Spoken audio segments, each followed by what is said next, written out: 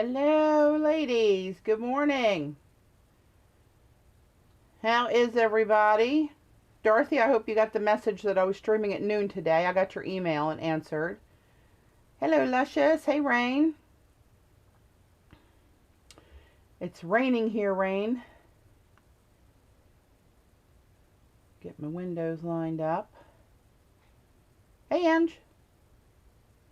Yeah, so the Queen's Ink, when the new Ranger stuff came out from CHA, or all the new product stuff came out from CHA, Patti was offering a special at the store that if you wanted to buy the new sets of like the 6 colors of Dina and the 6 colors of Diane and the crayons, whatever, that she was offering a discount on the sets. Hey, Jan, if you prepaid. And then I just went over and picked up my stuff the other day. Of course, I had to grab a couple extra things while I was there.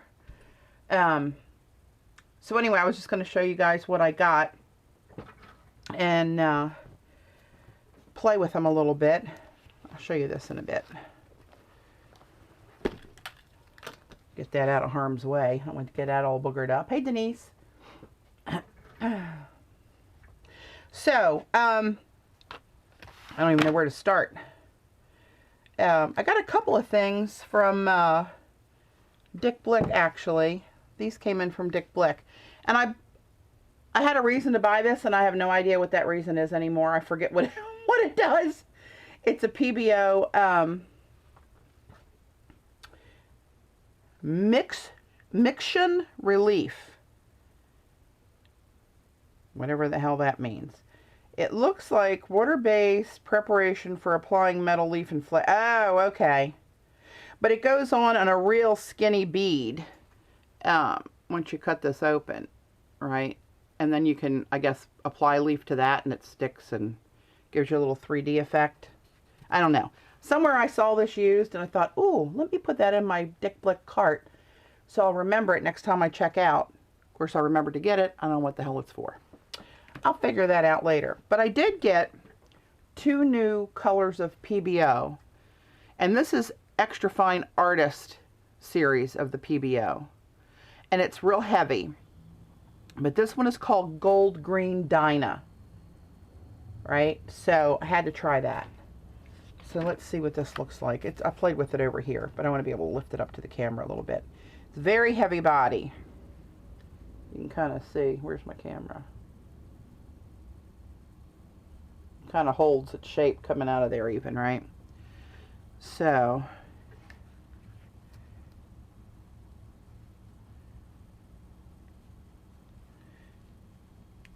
this is gold paint with green iridescence, which is opposite of the green gold Dynacolor, which I can show you right here. So I think the main difference is, well, not just the colors opposite, but this is not as near as thick and pigmented as the gold is.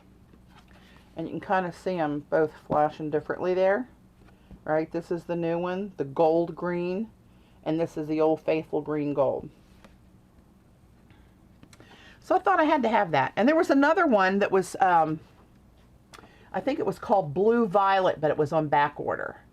So I'm anxious to get that one in to see how that works. I'm going to let that dry and we'll look back at that again. But anyway, that's just one of the new paints that I had to have while I was ordering. I forget what I even ordered from Dick Blick. What else I got from there. But anyway, so I got the new Distress brushes. Hey, Jean. Hey, Orla. Thanks for joining, ladies. Good for you, Jean. Still laying in bed. That's okay. Because they're cute and because I'm a brush freak, right? I got these. And I do have the Lifestyle, the Liquitex Freestyle brushes. But I haven't been a huge fan of these. I have them and I have only used them a couple times. I find these to be very hard. The bristles are hard. I mean, I'm pushing pretty good on there, and it barely bends. There's hardly no spring, and it's a short bristle like a bright brush would be, And I mean, it's good for a heavy body paint because it drags more like a squeegee than a brush to me. It just doesn't give much. These, however, the bristles are longer. Not by a lot, but by a little bit.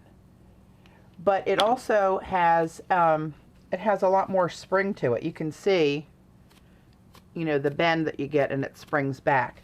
And I think I like that kind of a feel a lot better when putting on some kind of a medium, like a glue or a collage medium. So I got those, and I'm going to maybe play with them a little bit. Hang on,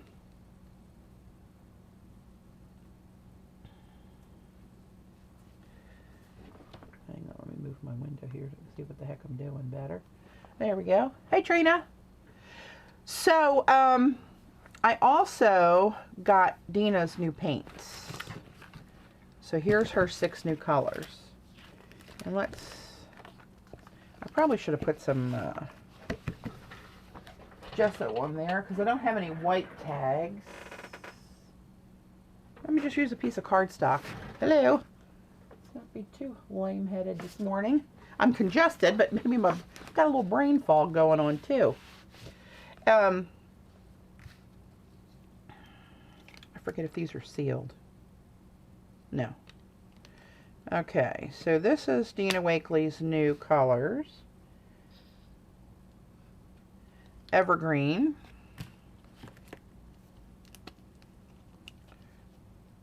Well. Ocean. That's pretty. Any turquoise, I'm all over, you know that. Hey, Carol. This one's called Fuchsia.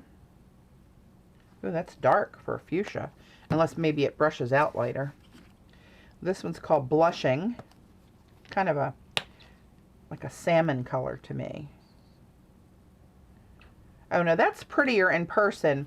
I've seen her demo these from CHA, and honestly, that looked kind of like a muted, more grayed down color of what it is on what I saw, but I do like that better in person. This is Cheddar, kind of a darker yellowy orange, and this one is a gray called Elephant.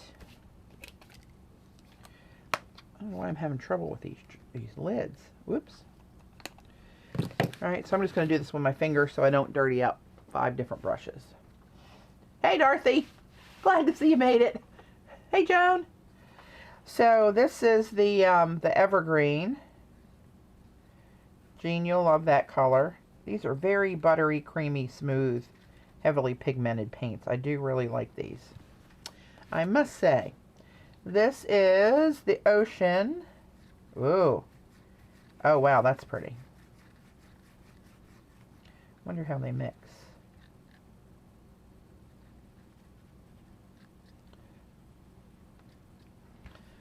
Ooh, that's pretty too. Find a clean finger. Oh, look at that fuchsia when you blend it out. Now let's mix that up a little bit and get that purple going there. See what we got. Ooh, yeah. Hello, lover. That's pretty. Let me bring you guys in a little bit closer.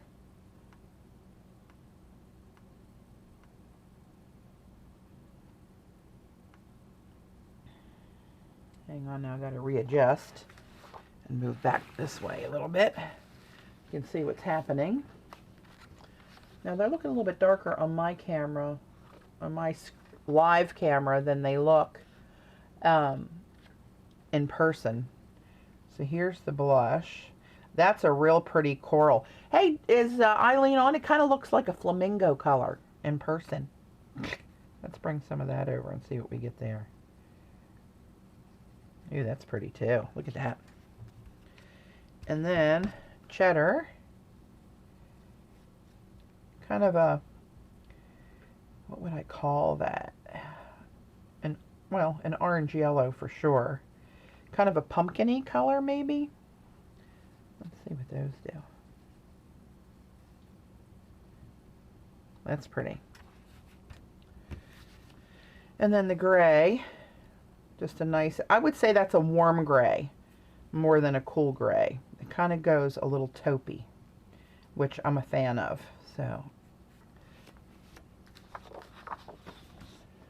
So there we go. Try to get the glare off of there. You can see where they kind of overlapped and blended a little bit.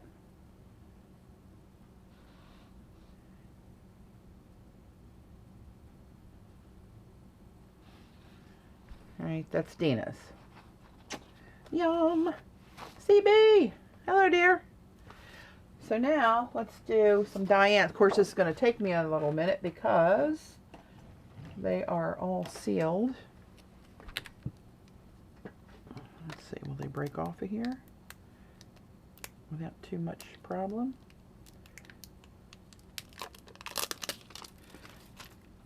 Okay, here is Diane's. This is called Dirty Martini. Ooh, Jean, look at that.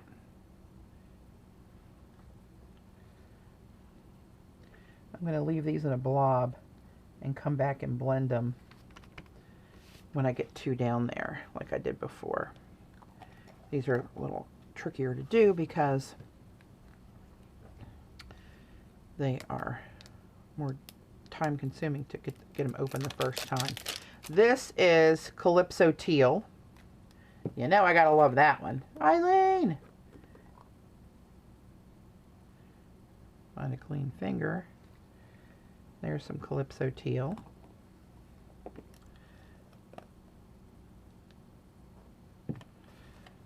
And here is Cherry Pie.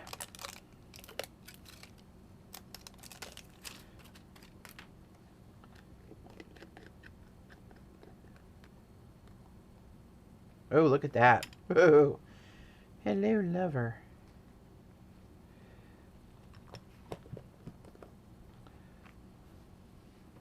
Let's get some orange next to that one. I want to try to pick colors as I put them down that are going to blend a little bit without making mud. So I can kind of play with them. Well, that one's not coming off. Look at Paula, don't look at me. I have a gaping chest wound. This is Tangerine Dream.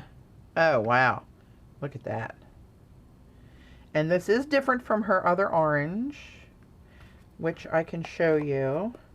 I understand that she got a lot of pushback saying, why are you doing another orange? You have an orange. It is a different orange. This is Squeezed Orange from the first ones that came out, right? You can see that's completely different. Let's see, Trina. Oh, hang on. Let me open links for you guys.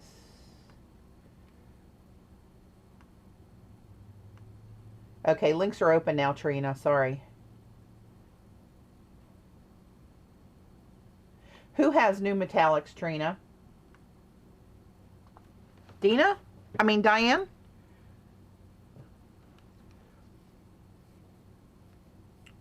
Oh, this one's not sealed. Interesting.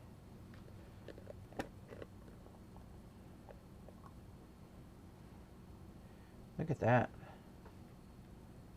Oh, I remember Terry opened this at the store and showed me this color. This is her favorite color.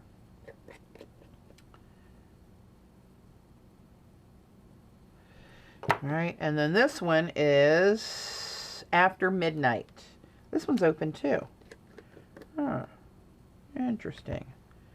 It's a bright, dark, cobalty kind of blue, I think.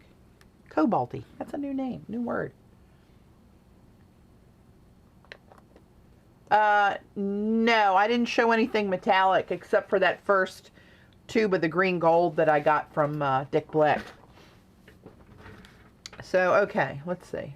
I might need a bit of a baby wipe on my fingers here before we start playing with these.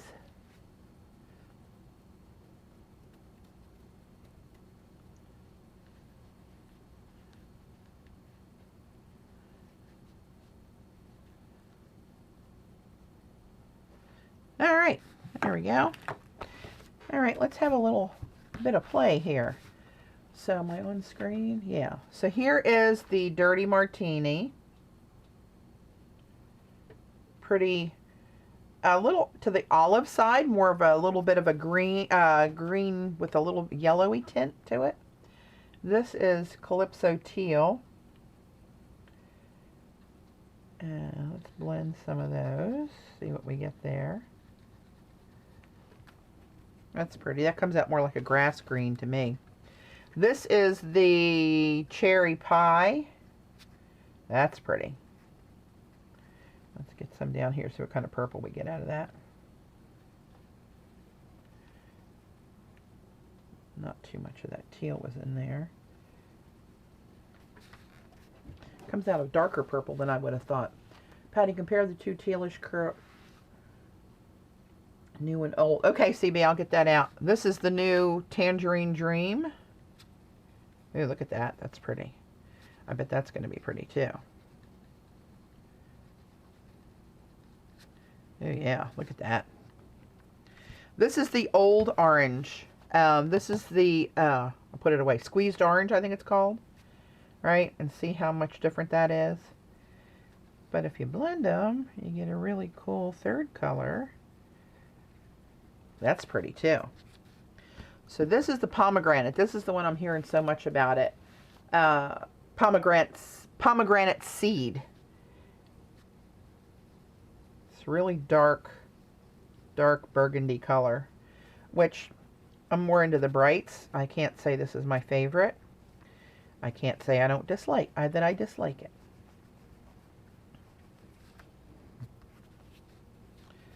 Here's this blue. This is After Midnight. That's a pretty blue. That's going to probably give you almost a black. Kind of a neutral there, probably. Dark, dark, dark, dark, dark, dark purple.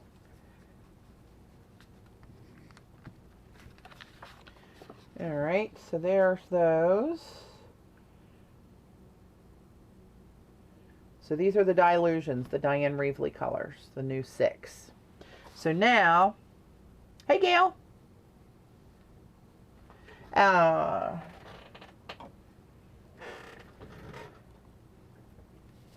So CB wanted to see the original Dilutions turquoise, which is called Vibrant Turquoise.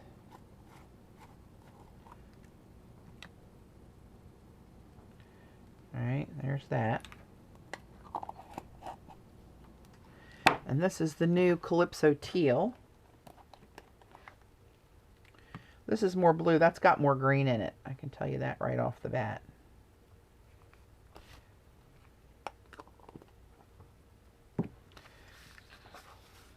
Right?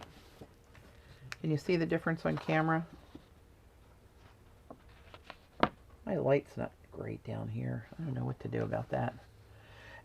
So, which one? This is the original. This is the original over here. This is the Vibrant Turquoise, right? You can see that's got more green in it. Choose a different finger. This is the new one, right? And these are blended.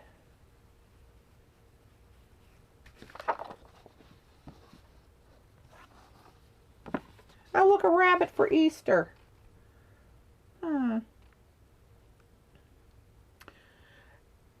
To be honest, they look more different in person than they do on my screen again. Don't know what's going on there.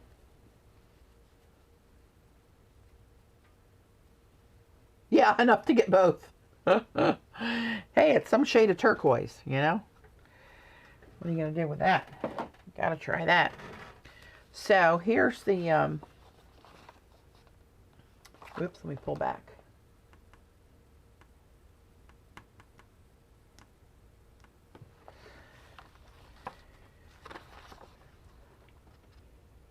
All right, there's the new yummies from both of those.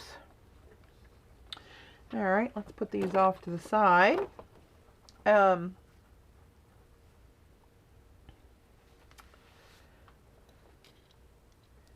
Now, I got the crayons. I have some gelatos. Never really used them, never been a big fan. But these were at such a great price. And I thought, how bad can they be and not to have them? So I thought I'd try them. So, and I'm seeing different conflicting reviews. I know Paula doesn't care for what she sees of these. She's going to try them out and compare them to the Crayola brand. And I can't remember, somebody else wasn't a fan. But then I heard people that rave about how they can't live without them. So I don't know that I'd be at either one of those ends of the spectrum there, because I really don't use that stuff that much. But, you know, they were there, they were new, they were cute. Thought I had to have them. So let's do this. I was watching a video on YouTube of Tim Holtz doing these. Yeah, see, Eileen, there's another one. Eileen doesn't like them. But, you know, I see people that just feel like they can't live without them for some reason. So, we shall see. And I got to try, I'm trying some of the new mediums. This is the Collage medium.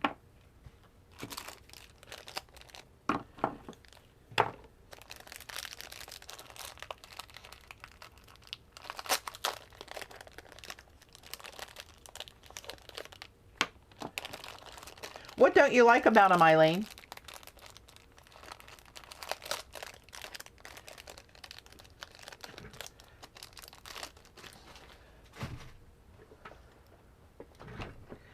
I'm going to use the new brushes.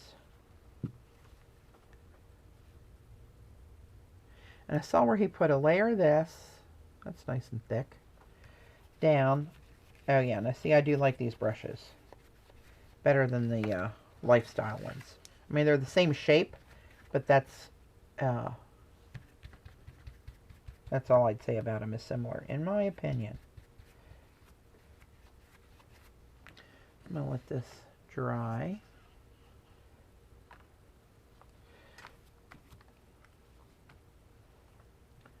They don't have much pigment.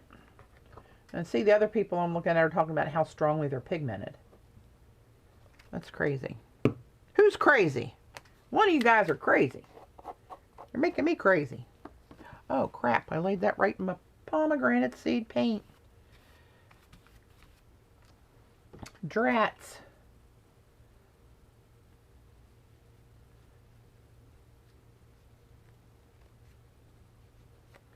Yeah, they're the same distress colors. It's just 18 of them.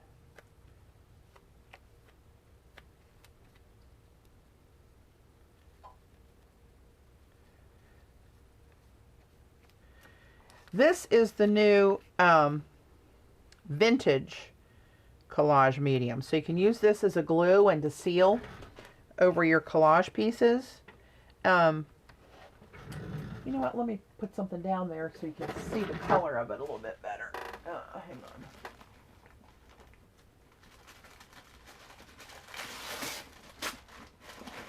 Let's grab a piece of this. This is deli paper that's got text on it.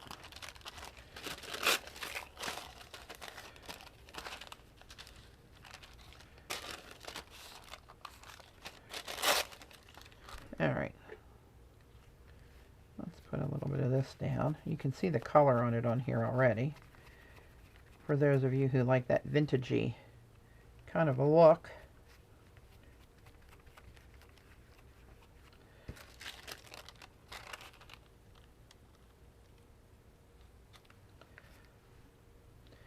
So I should have done it one with and without on the whole side, but I'll do half of this. So you can see the difference in the paper. So it gives it that aged kind of a look. The color's called vintage, and it gives it that aged, distressed look without having to go back with any other inks or anything.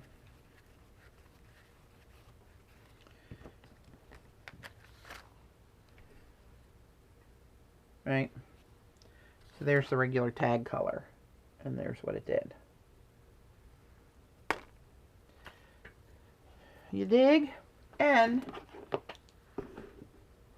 supposedly you can wrap this brush in a baby wipe and not have to clean it out all day.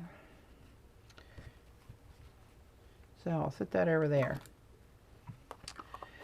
Now, I did also get the crazing medium, which I have yet to see it work right. So I'm going to try that in a little bit on something. Actually, I'm going to put down maybe on this one. This is the clear matte medium. Yeah, kind of like a sepia wash look to it, Jane. Let me grab another piece of this tissue, or Deli, or whatever the hell it is. Deli paper.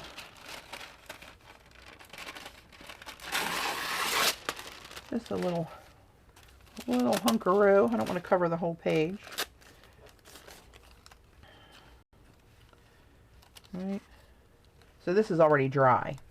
So I'm going to put down another layer and collage this on. Gotta tell you, I'm liking the brushes. Oops. Oops, oops, oops.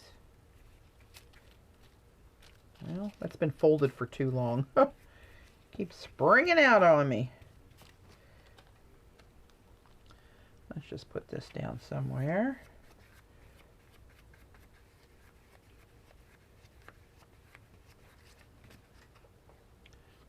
I'm just going to fold that under. All right.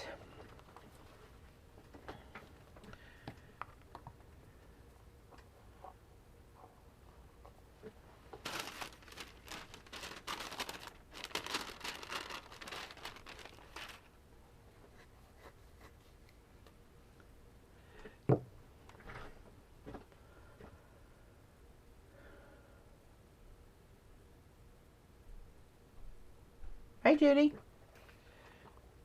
All right, let me, oh, here's a big hunk right there. Got a blobbed on there. Let me dry this real quick.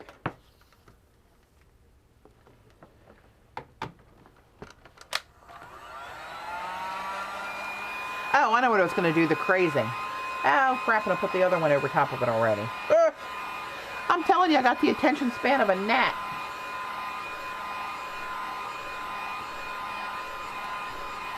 Hey, Dixie.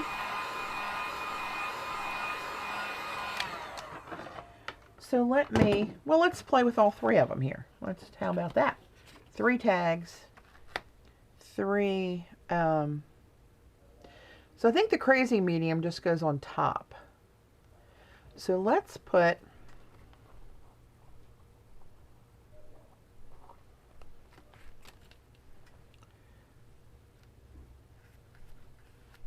I'm not going to put this all over the tag. I'm just going to put down this little piece of stuff on here. You know, it doesn't have a name brand on the heat gun, but I got it at Home Depot. It's heavy duty, and it's got a control in here for variable temperatures where you can dial this, right? And it will melt paint off, so you got to be careful with it. That's heavy duty for sure.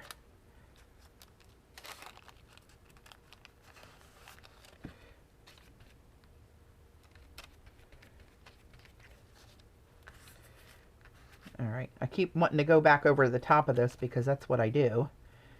But I'm going to try to hold myself back so I can go over this with the crazing stuff.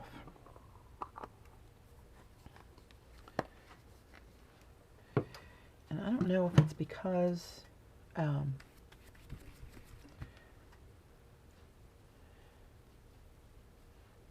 I'm trying to think about how I've used this before. I'm going to put it on this one too. I'm going to keep this one for the crayons because it's just got the other medium all over it. All right, here's the crazing medium. And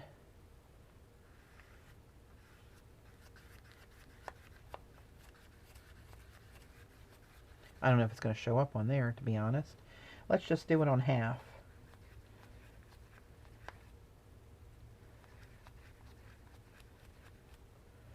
I'm going to do one on the bottom there just to see if it shows up on the darker plain card.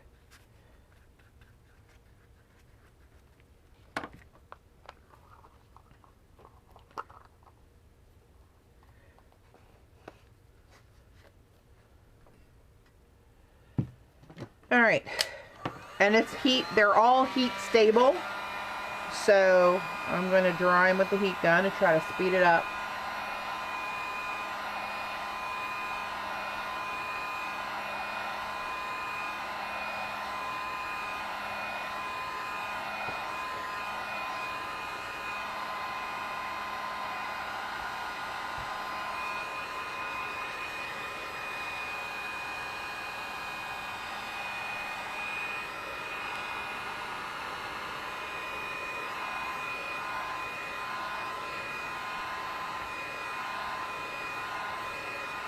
Yeah, I had a heat gun. I had Ranger heat gun too. I blew out 2 of them.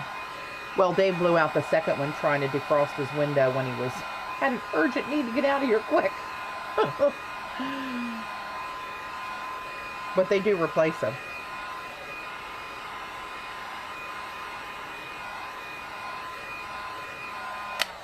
I just like this one as hot as it gets. It helps me out for like embossing. It embosses like in a minute. Well, you've seen that. Okay, now I can't see with my glasses on. I can't see with them off. And this was probably not a good thing to put this on because I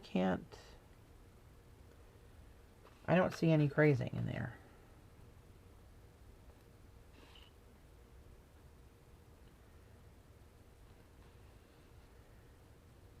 And I don't see anything that looks like craze. So the crazing is supposed to look like crackle, but much finer. And you can't feel the crackle on the top. It crazes underneath and seals on the top smooth. Just like a piece of china. If you've seen old china, how it has all those like little stress spider webby cracks in it. But if you touch it, you can't feel it. So, I don't know. I'll try that on something else as I go. Maybe I'll use it when I finish up this collage today. Maybe I'll put it on there. Maybe I'll use these mediums for that. We'll see how that works out. Don't know. Not sure. All right, let's see what the deal is here.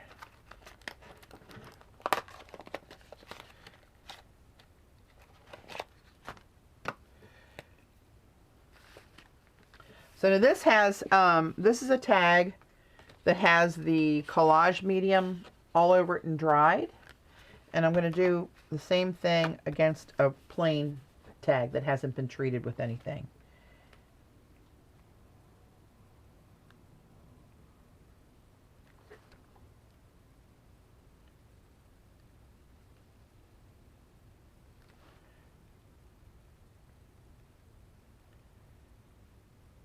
I'm noticing the tooth. Can you see the streaks in that from the brush? Where this one, it goes on smoother. It's actually peeling some of the stuff off the end of the crayon and giving it little, see those little bits coming off of it? Like it's rough over here. But it does blend nice when it's got that stuff underneath of it. Here, not so much. It just sort of soaked in there. It does smudge a little bit, but not near as much.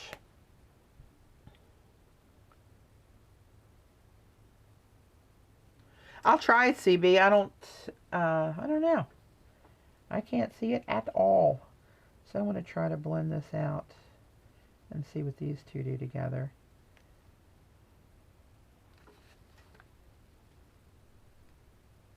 I like that they blend, you can see the colors blend. But this one did the same thing with the,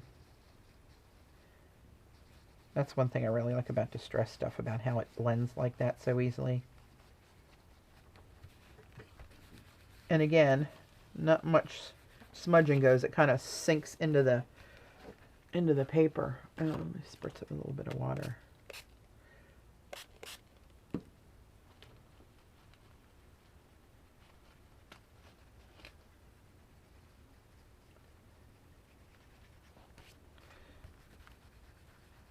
Yeah, it doesn't perform very good on these on the tags. It's not treated. But yeah, I see what you mean here, Eileen. It's not as vibrant once you water it down. Let me try something on white cardstock.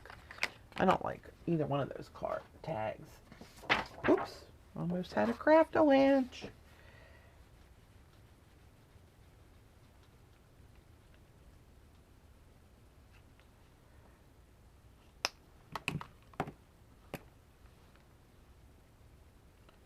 Now this is just plain old cardstock. It's not treated with anything.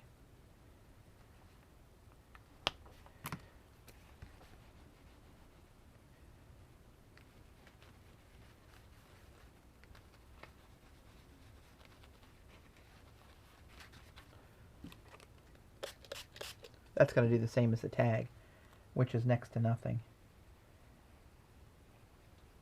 Yeah, it's a very light watercolor effect.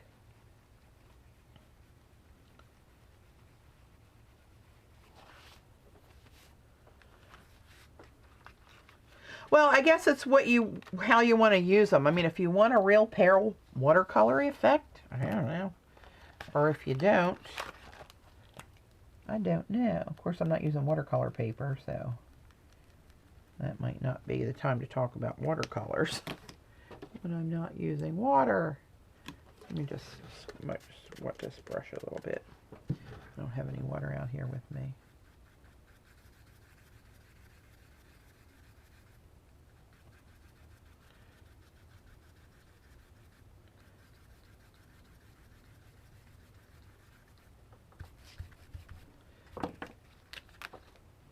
I don't like the texture that this medium put down underneath of that. See the streaks in there?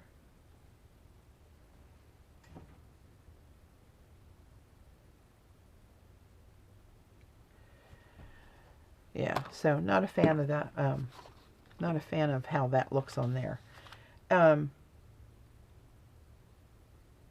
do we say? Put a darker wash over the crackle. Let's see if that helps. If any of these will do that. What color? Walnut stain. Let's do the walnut stain. Now, where did I crackle that? Both of these, I think I did. So let's put a real light layer over that. See if anything shows. Now, that's smearing nicely to put a little bit more of an aged look on it. But I do remember saying where during one of the demos that they're smudgeable as soon as you put them down. Once they sit there and kind of dry down into the paper, they're more permanent. You can spray them with water and it won't move until you move it. So what they're saying is, you know, you do this, right? And now you can go in there and smudge it. But if you do this and then wait a little bit, I'll come back to that.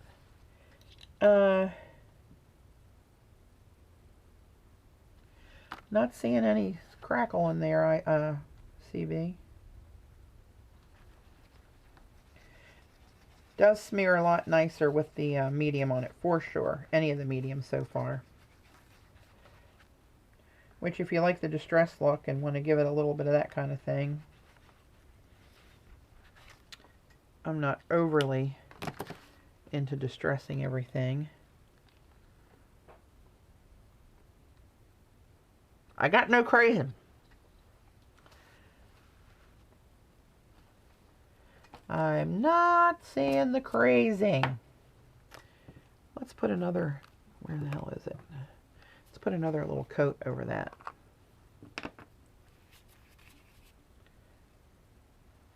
And this is over top of the crayon that I just put down there.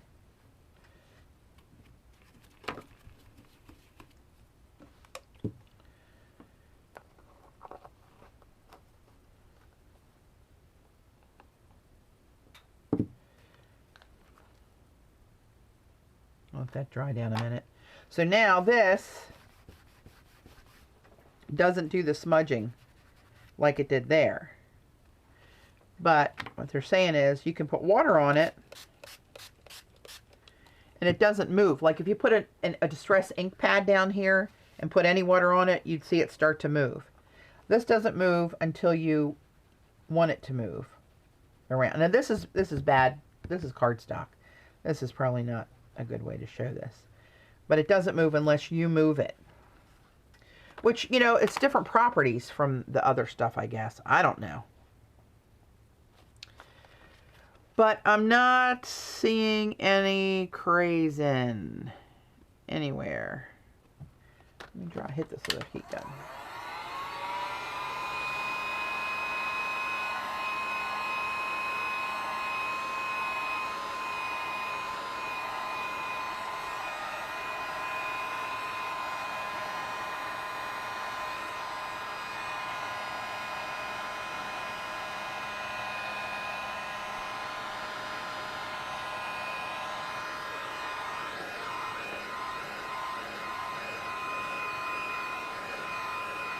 Yeah, Carol, I agree. I would have Vintage Photo is my favorite ink. I'd probably have a Vintage Photo, a black and a white for the stuff that I would use it for.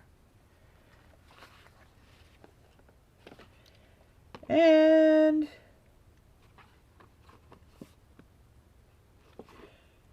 I got no crazing. So there you go. Make your own assumptions. Draw your own conclusions. They do get very light when you water them down. But one thing I did want to try. Hang on. Hang on.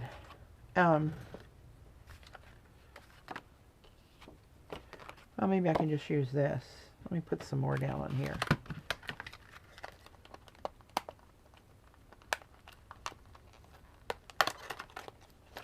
That's a pretty color. What's that? Festive Berries. And I'm just going to get some more.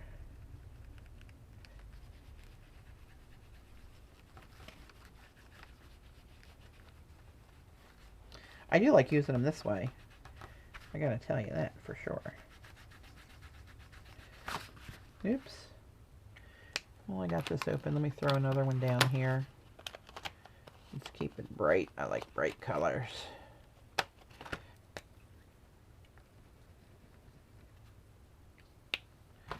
At least I got them on sale.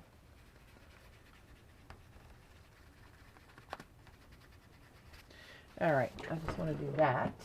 And now, let me just grab whatever stencil's here on top. Oh, look, my favorite. All right, let's see what happens here.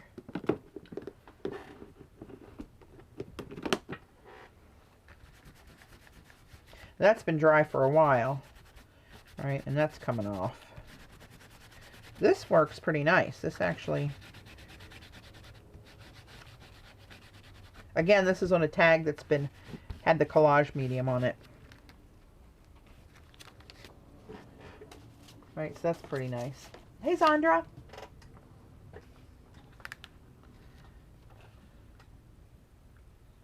So that wiped back pretty nice. But, do you need them all? Depends what you like. All right, let's get this stuff out of my way. And let's do some work here. I do really like these brushes, though. I must say. And remember the other day I was looking for a Versamarker pen, and I couldn't find it. I know I got 2 of these somewhere. I just got another one while I was at Queen's Ink. Just because I could.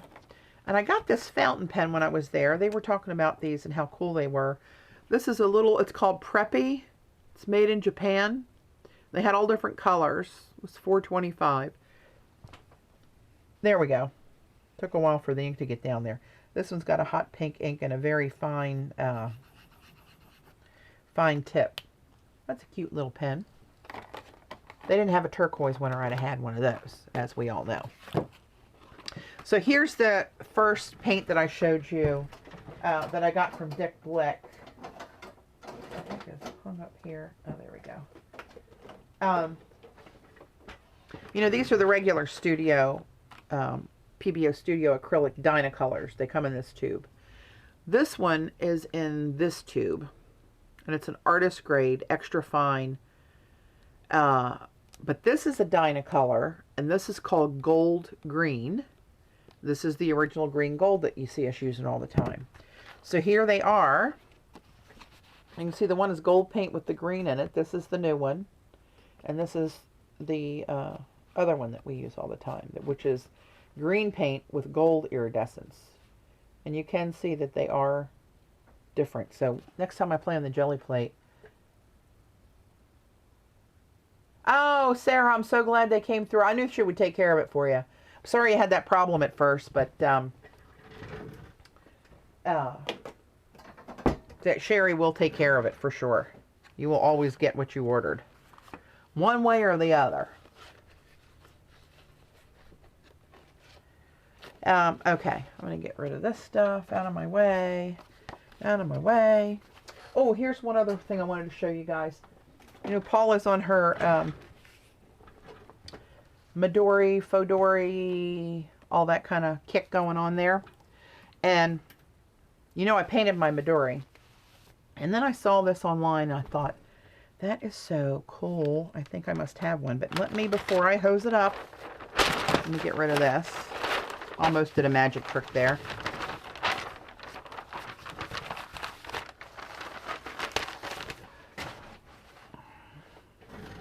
This is the Zencraft Traveler's Notebook that I was talking about. It's Zenkraft. He's on Facebook. He's got a blog. He's got a website. However, the website is almost always down because he's backed up on orders. And you have to pay attention to the blog and to his Facebook page to see when the site's going to be opened up again. And when it is, if you want one, you need to set your alarm clock and get in there and place your order. Because once he gets enough, I don't know how many orders he cuts it off at, but at some point he cuts it off so he doesn't have people waiting forever, right? And just fills the orders as he can. So, this is what I got. This leather he calls Old Man Comfort because it kind of is like an old leather. In my hand, I'm getting fingerprints and something all over it. Great. And this is a B6 size. I think it's like 5 by 7, basically. And this is called the Extreme Bifold. And I actually had them add, I think they call it a tech pocket and pencil pouches, right? So you open it up and it's got the whole elastic thing right in here like all the rest. These black notebooks I ordered from Penguin Papers off of Etsy, right? And this one comes with it. This is just a lined book that he gives you to start out with. So it's, in addition to just being this, you also have this with a little pack of field notes that he sends you in here with the dot grid on it. And then there's a business card pocket. There's his card. Right?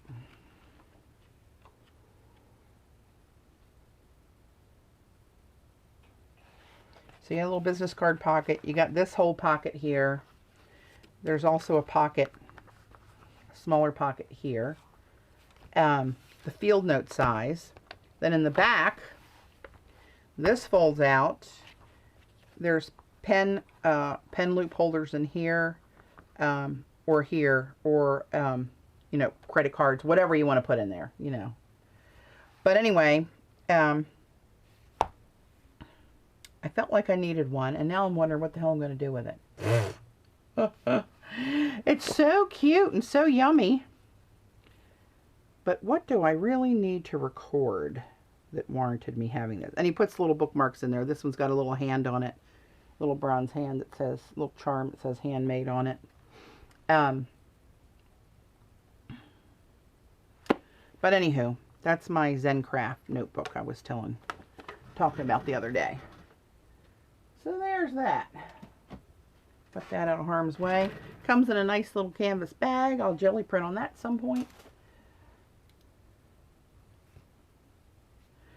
And, oh, I got a couple Prima water brushes while I was over at the Queen as well. These are the new ones, and I think this is the one that had a real fine tip on it, so I thought I'd grab those while I was there.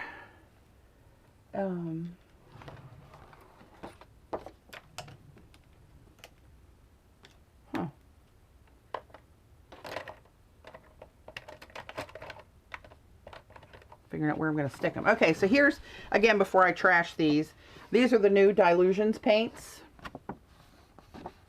Her 6 new colors, and then I blended each one next to the other one, so you got all the secondary blends. This is the new, oh, what the hell? Oh, it was dry. This is the new Calypso Teal compared to the first more green vibrant turquoise, right? And then here is the new, these are the new Dina colors. And these are the blends here and here that I did. And see, this elephant gray really did kind of turn more of a taupey color to me.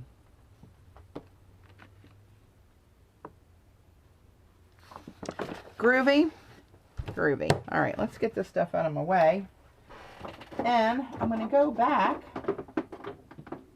to where I was last week before I was so rudely interrupted. If you guys remember, we got abruptly cut off last week. Well, what happened is that, remember I had more space heaters on than normal? All winter I've only had one on, this kind of oil space heater that goes underneath my desk. It looks like a little old-timey radiator. And Dave was down here working too, and he said, why don't we put on these other space heaters? They're sitting right here. So we put them on, and lo and behold, I didn't think about it, and I turned on my heat gun, flipped the breaker, and then came back, was online for a minute, and then bluey, lost everything. Like permanent, I mean everything. No TV, no wireless, no internet, no nothing.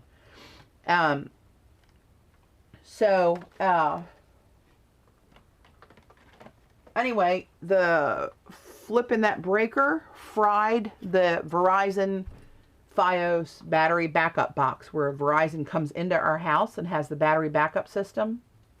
Fried it. Yep, sure did. So we had to call Verizon. I was troubleshot with them for about an hour on the phone, and then we decided, nope, something's fried. So they sent the boys out and replaced it, and the next day and we're back up. So that's what happened. So here's what we were doing. Get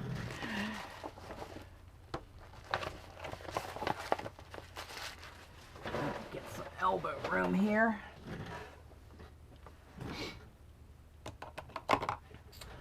You know what? I'm going to go get my little bucket of water. And I'm going to wash out that other product out of these brushes while I'm over there. Speak amongst yourselves. I'll be right back.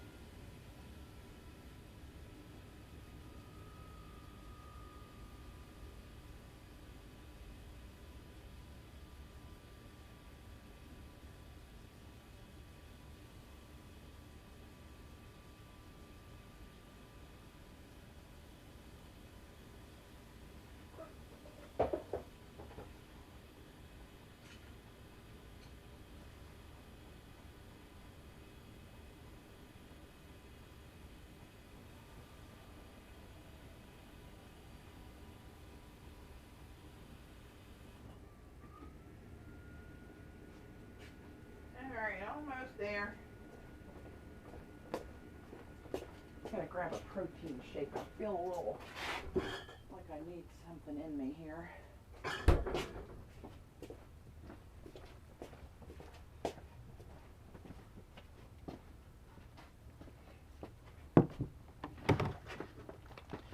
All right.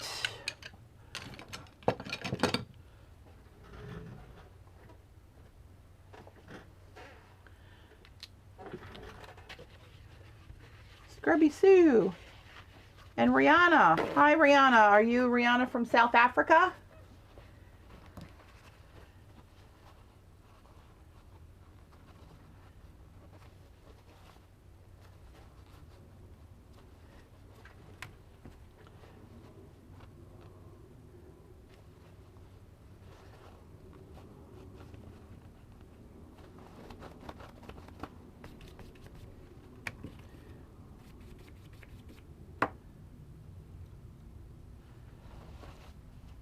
All right.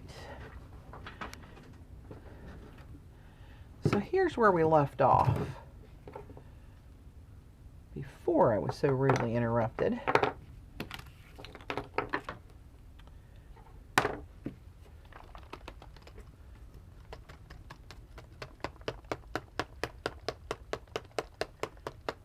No, I just went to get some water, Eileen. I'm not turning on. I have my one little space heater on. That's all that's going on.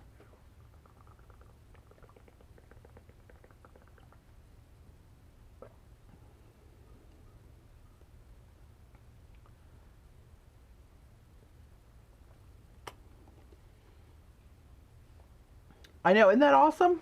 Somebody joined us from South Africa. I love it. Okay, so here's where we were last week before I blew up the system. And I just had paint kind of wish-wash. Look how this is all curled up now. Hey, Rihanna, welcome. So glad you could join us live. I'm going to try to get this to lay flat. I just had, down here, this is way out of my color comfort zone. Not a fan. I like this part, the purple and the teal. But I had this paper that had purple and greens in it, so that's where that came from. So I'm going to, once again, try to figure out how I had these on here that looked appealing to my eyeball.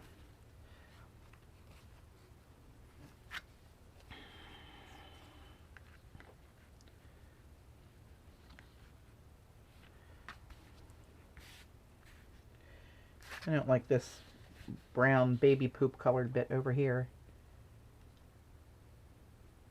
Oh, I have my own hot flashes, Sue. Trust me. For almost, well, it's going on 10 years now. Really bad ones. From chemo-induced menopause. Started the first day I had my first chemo treatment over 9 years ago. And they've been haunting me ever since. So, I'm just kind of laying these down right now and figuring out what I want to do with them. This green should be over here, maybe somewhere in the green.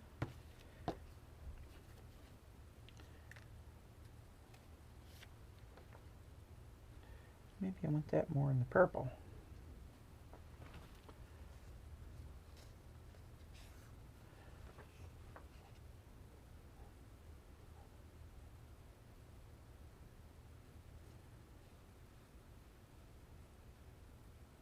Yeah, you can make your own. There's one that's a permanent one you can make, Rihanna, that's got glycerin in it. So look for that recipe.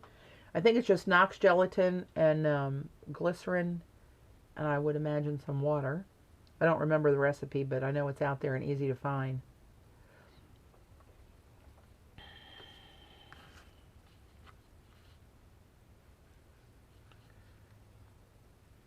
I don't like this blend here where that green came out. That's not a very pretty color combination. So let's break that up like that. Maybe. Maybe not.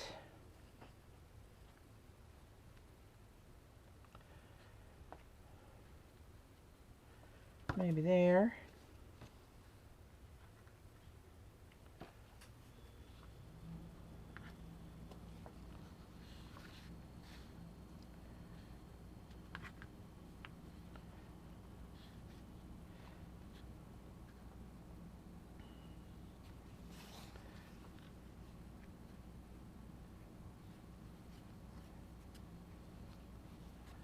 I don't need to use all of these, of course, but I want to just see what I got.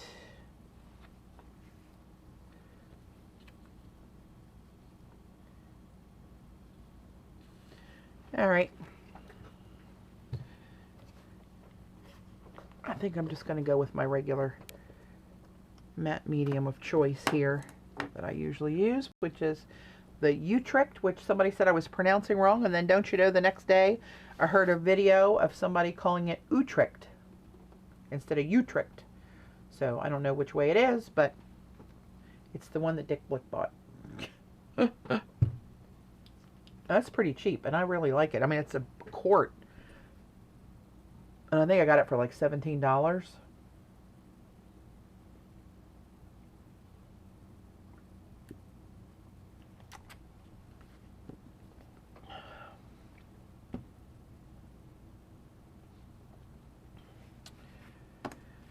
right. Here we go. Let's start slapping some of this stuff down.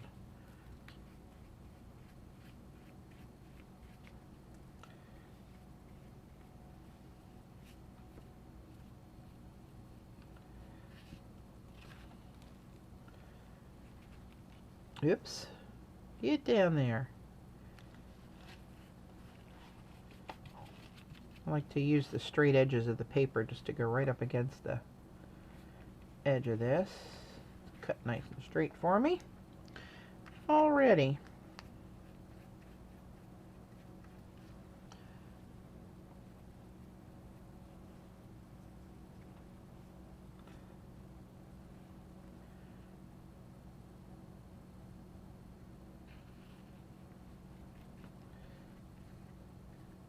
I like how this paper kind of frays out too, like it's got like hairy fibers in it almost.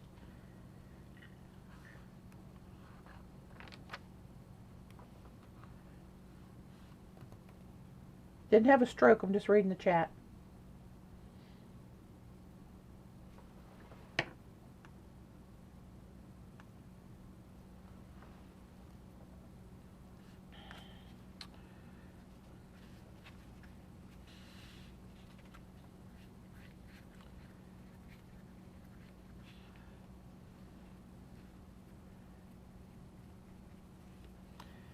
This paper really absorbs. Oh, remember when I did my planner and I used one of these papers on my planner? Yeah, don't do that. It has come unglued. I've double side taped it, the whole cover. It's coming unglued from that. I don't know what it is. It sticks on a collage, but it will not stick on that moleskin cover. I will not do another one in that. I mean, it came out looking pretty, but it's a pain in the ass, so I recommend against that.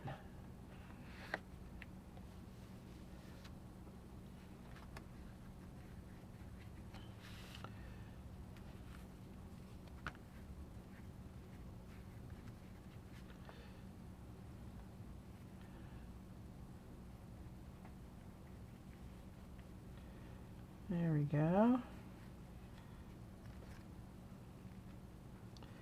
I like to put these where the color transitions from one color to the next right here and kind of cover up that line a little bit.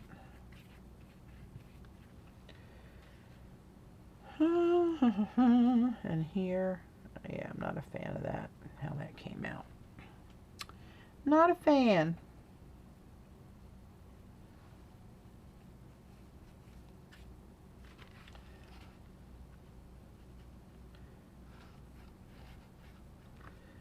But this paper does look nice on a collage.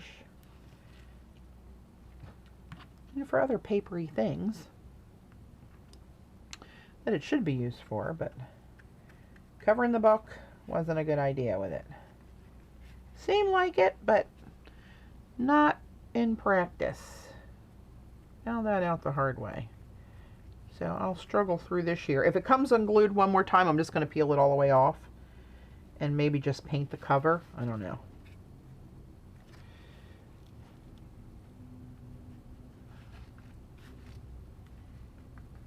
So when I'm doing this, I saw some new names on here. If you haven't seen the way I like to do a collage before, this will be cut up into ATCs, which are 2.5 inches by 3.5. Patty, would you need to sand the cut? Probably so, Sandy. Yeah, probably so. I've never sanded it for any of the other papers that I've used, and I've used that printmaking paper, 70-pound printmaking paper that I have, and I've used, was it a piece of newsprint? Some kind of underpaper that I had. I think it was heavier than newsprint. Maybe it was, oh, it was, I think, a mulberry paper, a different kind of mulberry paper. Was it? No, I think it were all under papers. Maybe it was thicker just because it was so coated with paint.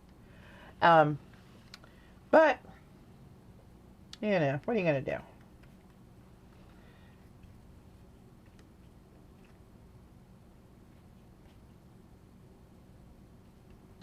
But anyway, I was saying I'm gonna cut these up into ATCs, and that's what I send out when I send my Etsy orders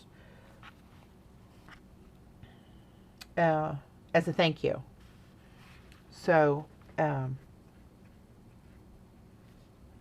not looking at, you know, a focal point on here because they're each I'm gonna make it busier than it should be to most people's eye, because it's not going to be a whole collage. It's going to be cut up into cards. And this piece of watercolor paper is 11 by 15, and I'll get I forget what I get, 15 cards out of this, and a couple little scraps and like a bookmark edge where it doesn't come out even.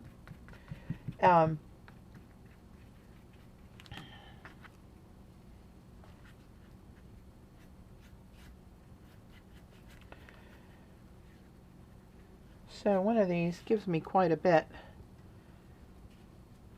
of ATCs to use.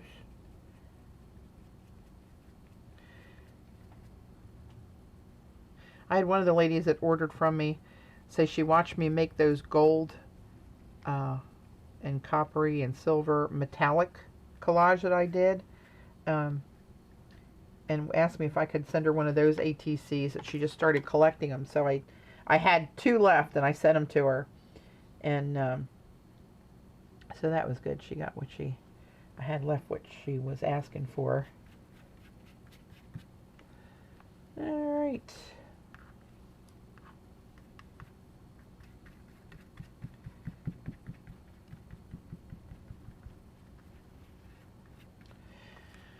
All right, let me see what we got there.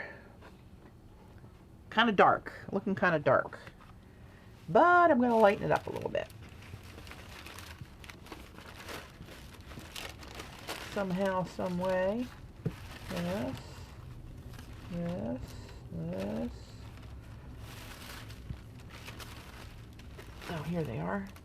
I knew I had some of these little bits in here that I pulled out the other day. There they are. All right.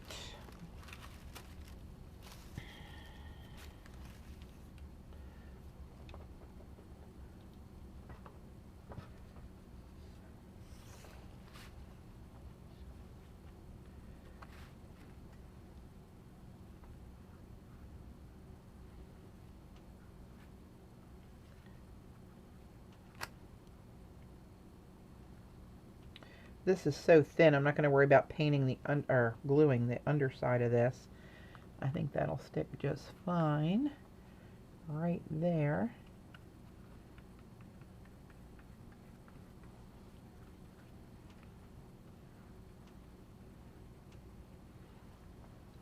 That almost disappeared. You can see the fibers in it up here in the light stuff, the light side. Whoa, hang on.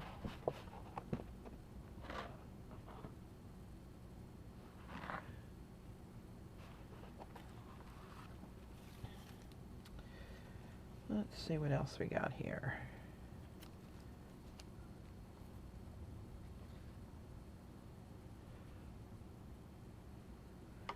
Yeah, this is hard to look at right here. I don't like this at all. Not at all.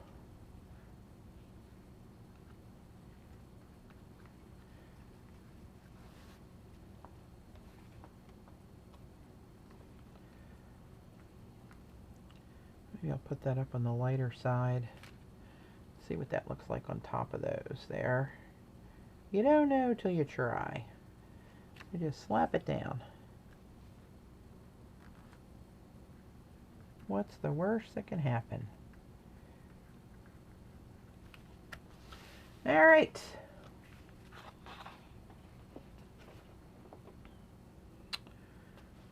Thank you, ladies. Now I have some pictographs that I use this new liquid platinum embossing powder that I used on these, and then I Daddy Vanned it.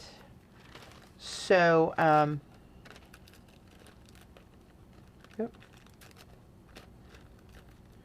Getting rid of a little bit of the excess paper there. Even though it'll kind of disappear, I don't want to have extra thickness layers on here if I don't need them to just support the design. So I'll get rid of those bits.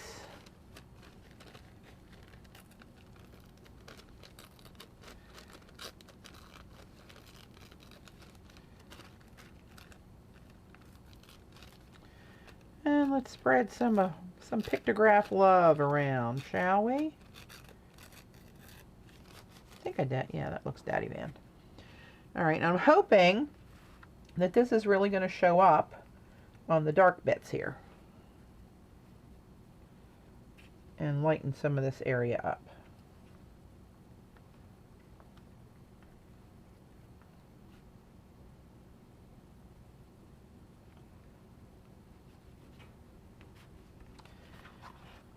I think that will help.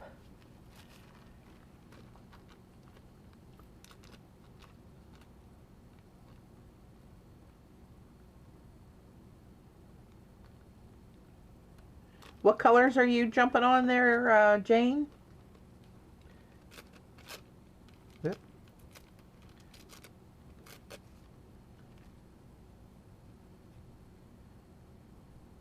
See you, Carol. Thanks for hanging with us. I know. I love the pictographs too, Rihanna. They're my favorites. See you, Z.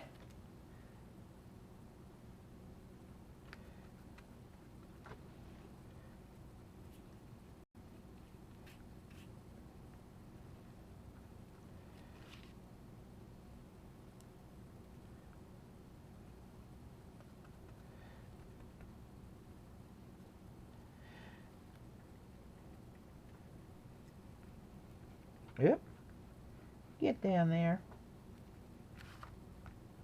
Oh, Jan, I got some of your Dixie wrap you were talking about. And I'm going to try some of that before I get off camera because I think that might be my new favorite. Possibly. It even looks more sheer and fine than the quick wrap, which I love.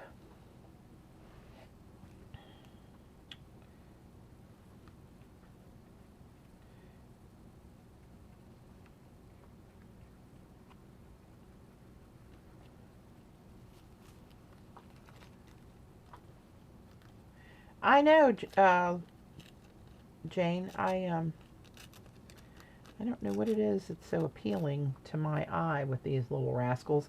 Oh, but I'm working on another whole set of them. It's not as easy as you might think to keep coming up with something different that still has the same kind of feel to it.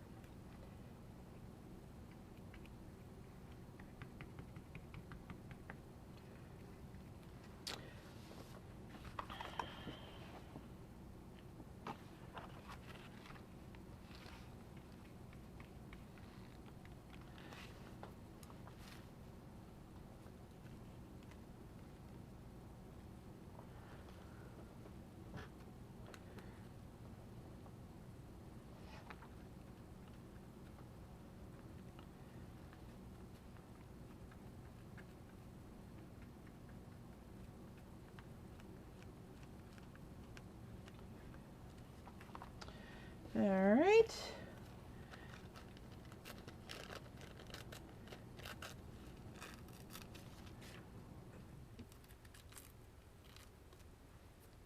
Get off of there.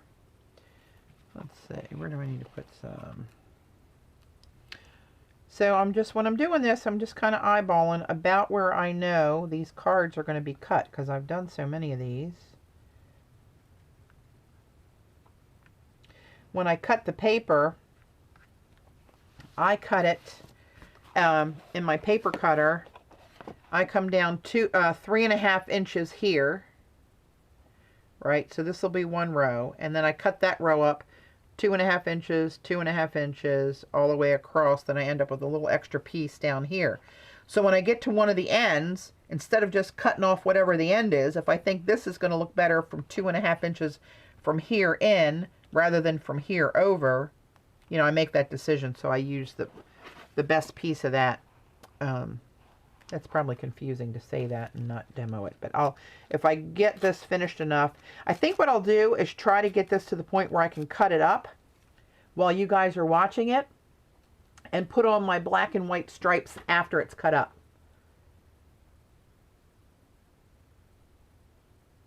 Yeah, I'm a big turquoise teal fan for sure.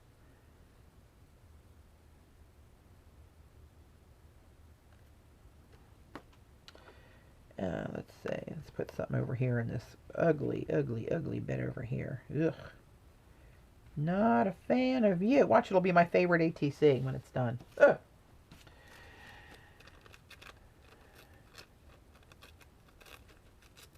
Quite possibly. Could happen.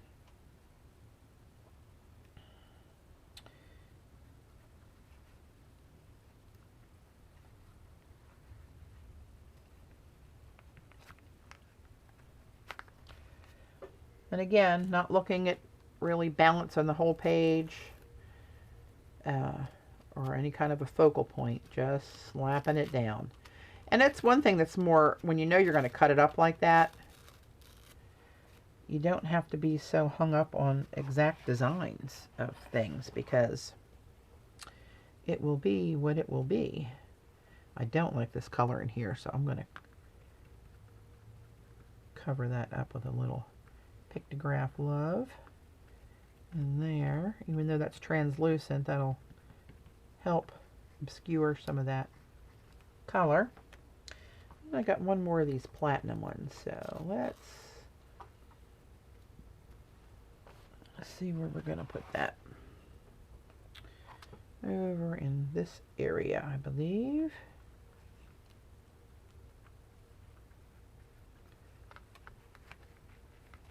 Oh, I forgot to tell you guys, I'm coming out with a new stamp plate. It'll have, do I have anything to show you? How can I show you that? Hang on. This won't be a very good representation because it's going to be teeny tiny, but it's better than nothing, I guess.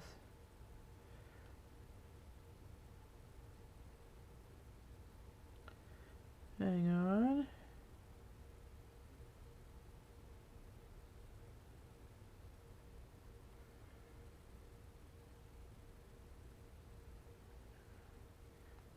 All right, I'll show you a little mini version. So this is going to become two different things.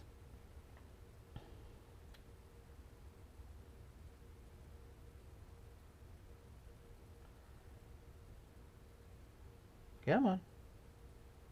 Okay. So I'll make it as big as I can without losing any of the images. That's what the stamp plate's going to look like, and I'll sell the 5x8 unmounted red rubber like I did my first 4 sets. However, I'm going to make a cling set out of the Harlequin, the 2 separate check designs, the stripes, the mosaic, and the interlocking circles. And those are what I'm going to sell as the polymer clay tile. When I make my black and white polymer clays and I use those checkerboard stamps, I've had so many people write to me and say, I can't find that stamp that you use. And it's got no indication as to where I ever got it. And I've had it for a number of years. So I thought, well, I'll just make some that we can use for those black and white tiles. So I'm going to use those very stark images. Again, the 2 size checks, the Harlequin, the stripes, which will make really cool, long, skinny striped tiles, the mosaic, and these little interlocking, let me try to blow it up a little bit more. There's interlocking circles like that, right? The 2 sets of stripes, the mosaic, that's like almost a bordery kind of a, and then the 2 sets of checks and the Harlequin. And they will be sold as a cling set. The other ones, you'll see some of the round designs I just came out with in there. And a couple of the other ones that were on the round stencils, the hands, what else, for whatever else was on there. But anyway,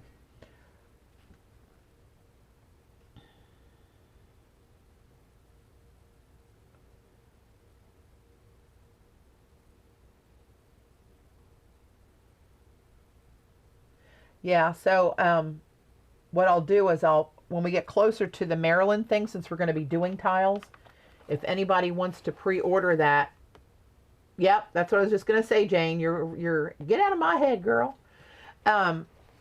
They are being manufactured now, and I probably will have them in the next week and a half ish.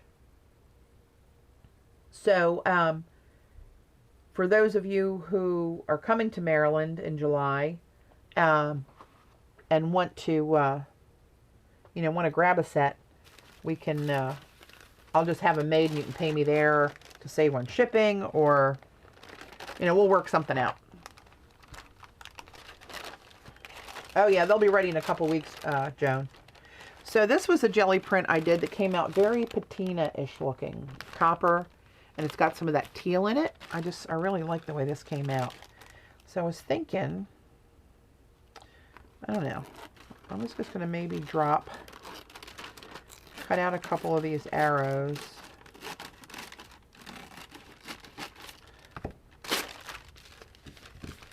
See what it would be like to incorporate this in there.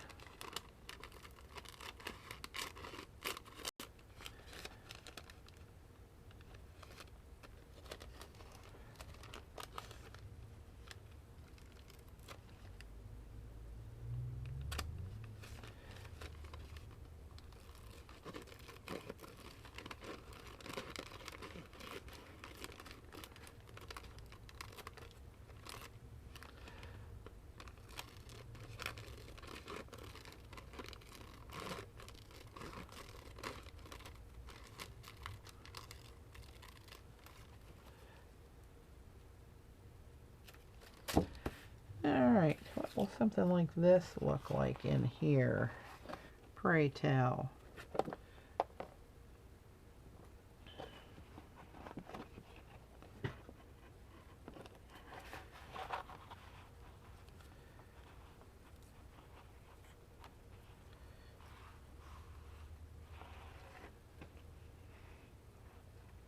You know what? Let's just slap a couple of them in here. What the hell? Maybe I'll break this up over here.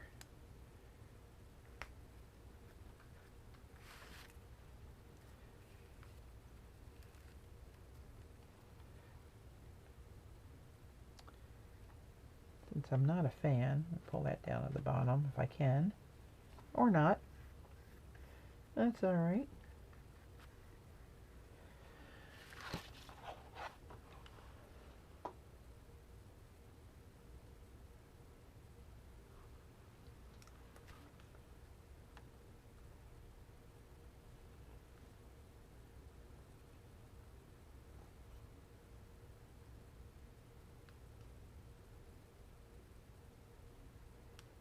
Alright, I was just checking on chat. I thought I missed a question. If I did, if anybody has a question for me, please put it in all caps.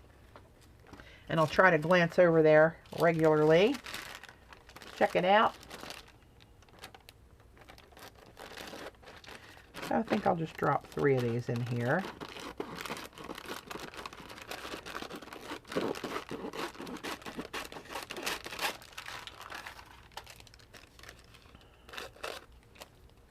Not much of a fussy cutter, gotta tell you.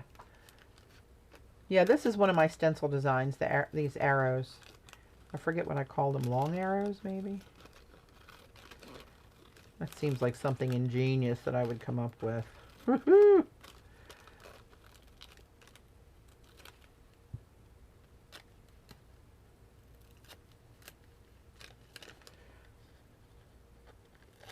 My hand's shaky.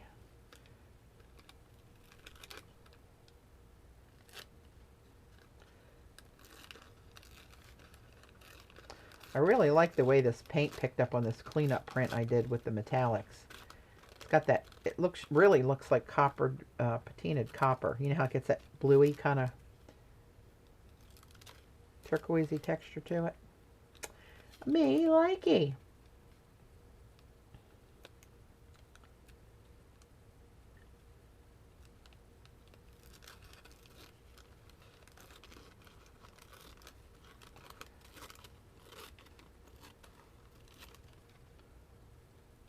Yeah, I don't know about how that works with when you have to pay taxes or duty on something that's coming imported and when it doesn't. I don't know. I think if you ship it as a gift, you know, person to person, I think you can avoid the taxes. But when you ship through Etsy, they go by the letter of the law. There's no wiggling around whatever the right way is to ship there. So I'm not sure if people end up having to pay extra taxes on, like, my stamps when I ship them out of the country or not, to tell you the truth.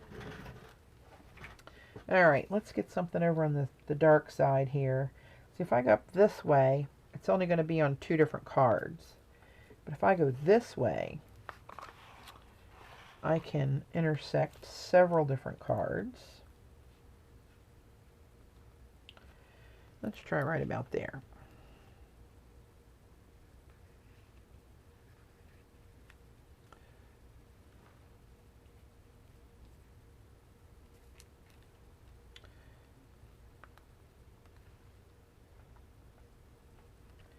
And I'm going over other stuff, and that's okay. It's just another layer.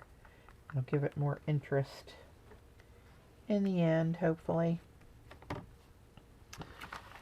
All right, what else we got here? We need one up here somewhere. Yes, we do. Do I want to drop it down here? Maybe right in here. Oop, that's a little bit much.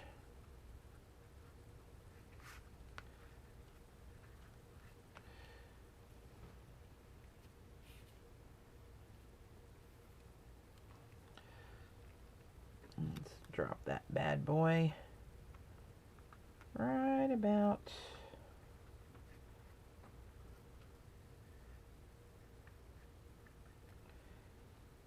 in there. Oop, oops, see what it did? Just scrunched it up. Come here, you little rascal. That's that deli paper, which is kind of fine. Okay. Oh, here in Canada depends on the amount of the package. Dollar limit just went up. It must be over $175. We have to pay duty. Oh, okay. There's a money limit to it then. Only ever pay duty for one thing. Okay. Yeah, I'm not sure. Oh, they do charge you the VAT, Sarah. I was wondering about Europe, how that works. All right, so here's where we are so far. It looks kind of splotchy because some of it's wet and dry. I'm going to hit it with a heat gun, which is a way that I can stall and think about what I'm going to do next. So stand by. Heat gun.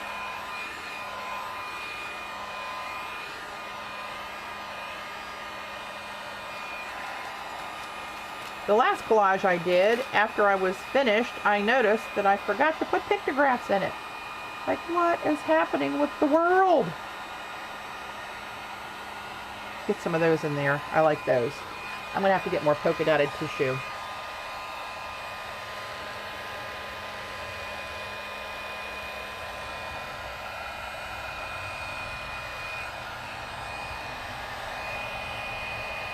Yeah, seeing that light, those pictographs are really popping with that, against that dark.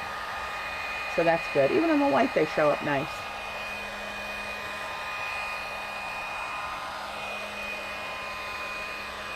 Sarah, did you ever try using, and Joan, you might know the name of this place. Heidi shared it one time. It's something like shopusa.com. And it's a company here in the States that will do your shopping for you and ship it to you overseas.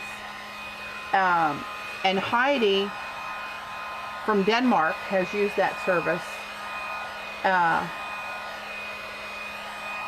No, Trina, the polka dot was just stuff I got in a mixed black and white package of wrapping paper tissue at Michael's probably 2 years ago.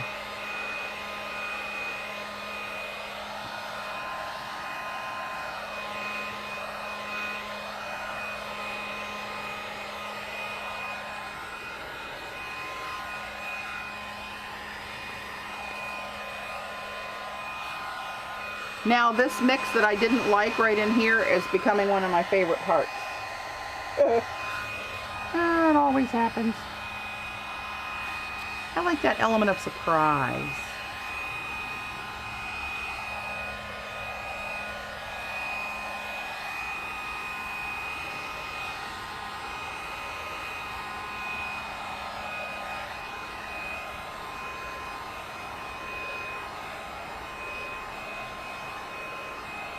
I think I need to get some white in here.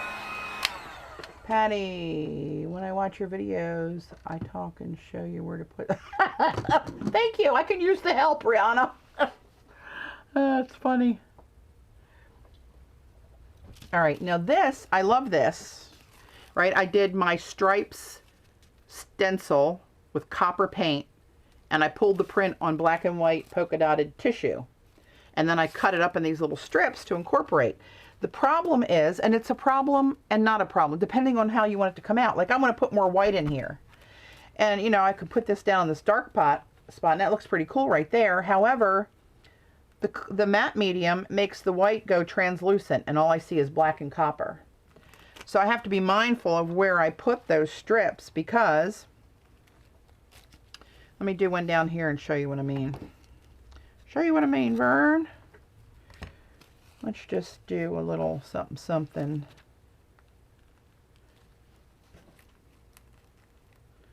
Let's do it right about in there.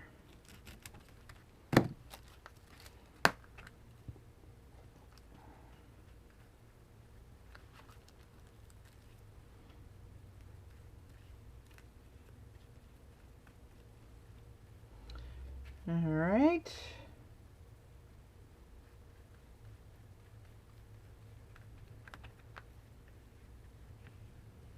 You can even see the color through it, which is kind of cool that it goes away and lets you have just the black polka dots. But if you want white, that's not how to get it.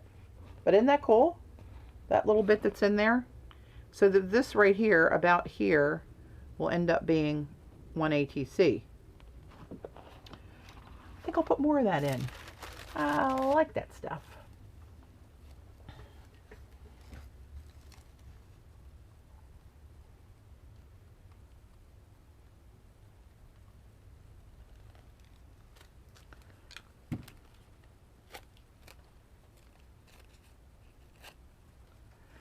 Alright, where do we want some more?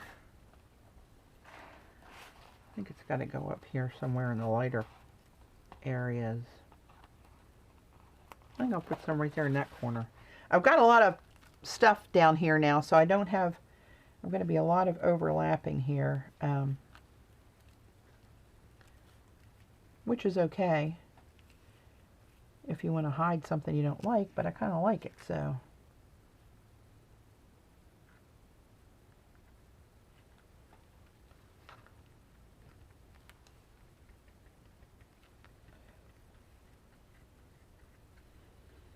See that blue come right up underneath of there because the white just goes bye-byes.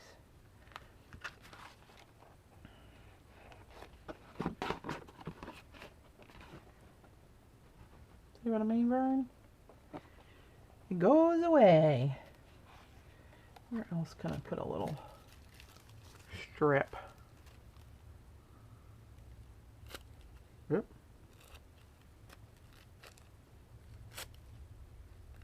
Get off of there. Get off of there. Alright, now I don't want to cover up too much of the good stuff. I wonder if the pictographs would show through there. You know what? What the hell? Let's just put a piece up here. And we'll get a little bit on the top of this row of cards right here.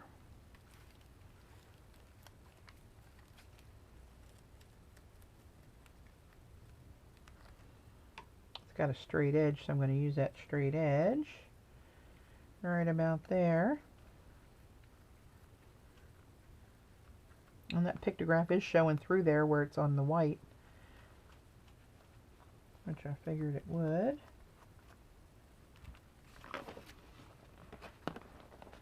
But see, this doesn't really look like the placement. This is not where I would put this. If I was making this one... Yeah, Trina, they do. I have some in my cart, actually. She's finding the black and white tissue on Amazon. This isn't where I would place this if I was doing a collage that was going to stay in one piece. But again, knowing how I'm going to cut this up, you know, this card up here is going to look about like that, right? I would have a viewfinder. I think I have a viewfinder. Those are handy to use when you're... Well, I did have... Where the hell did I put them? I thought I had them right in here. Oop, hello.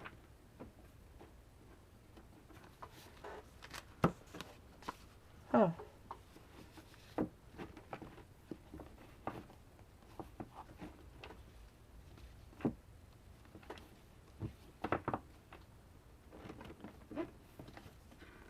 Wow. Ain't that a rascal? Oh well.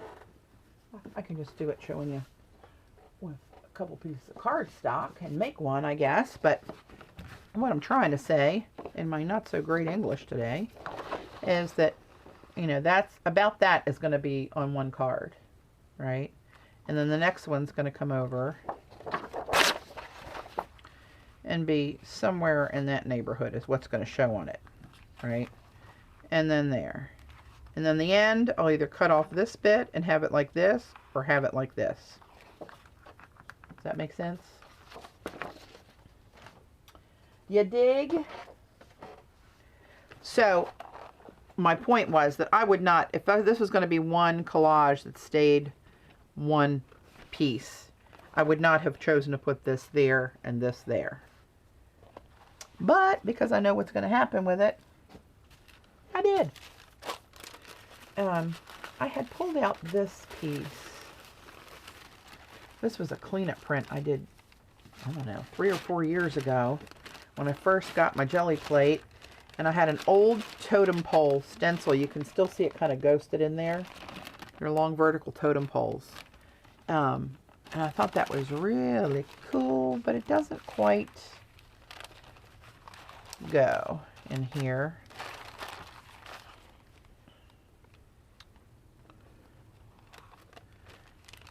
Maybe a little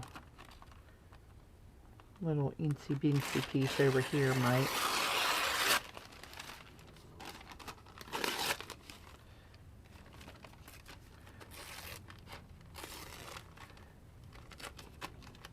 Not the right way to tear it, but let's see. Let's put a little sploosh of that in there, just because I can.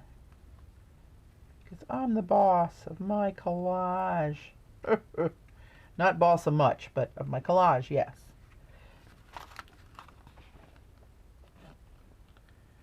Yeah.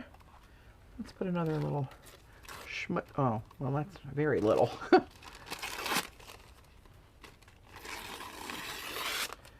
It's going to be too big. Let's tear it up a little bit. Maybe I can get a piece against this purple.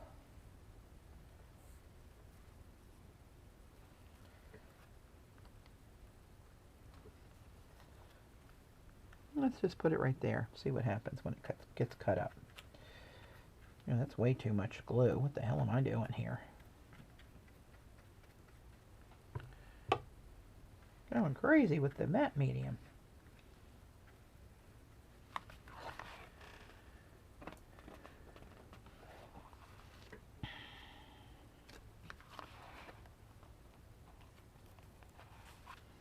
This is kind of uninteresting over here. I need to do something over here. Let's just slap a piece of this down against that edge.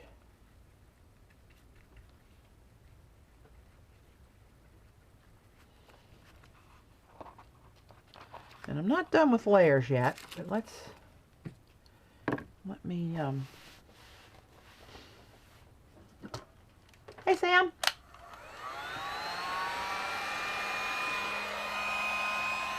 hit it with the little heat. And I'm going to look for some of my black and white paper. Oops, that's not going to work. I got stuff blowing everywhere. I'm not looking what I'm doing. I'm looking in my drawer.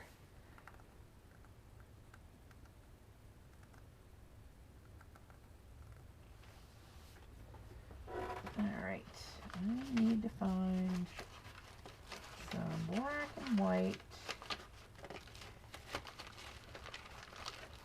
Where are my printouts?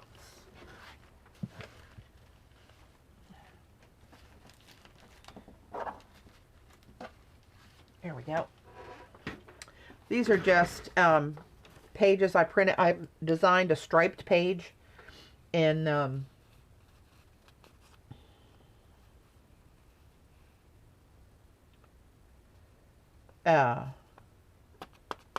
just punched them out with a punch.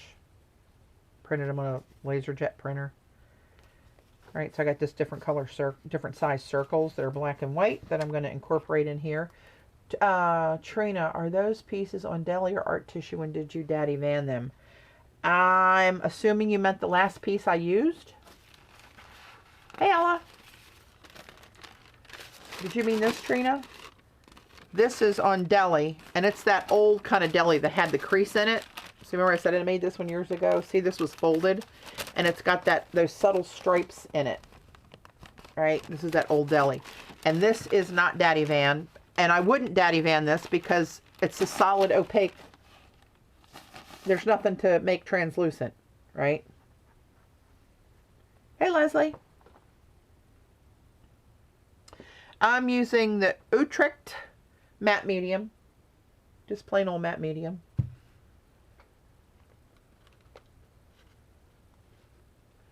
Patty, what do you do with the ATC cards when they're fit? I use them as drop a little thank you note in with my Etsy orders when they go out.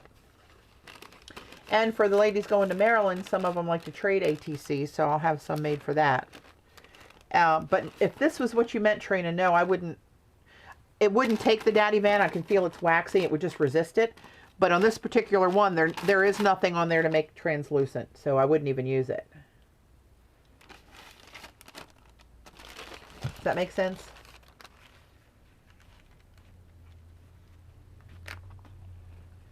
Yeah, the arrows are cool. So I'm going to put in some black and white bits here to break this up. I think I need to lighten it up a little bit. And again, I'm going to place these where I know only a piece of this, like maybe right about in there. So just a piece of this will show in like 4 different cards.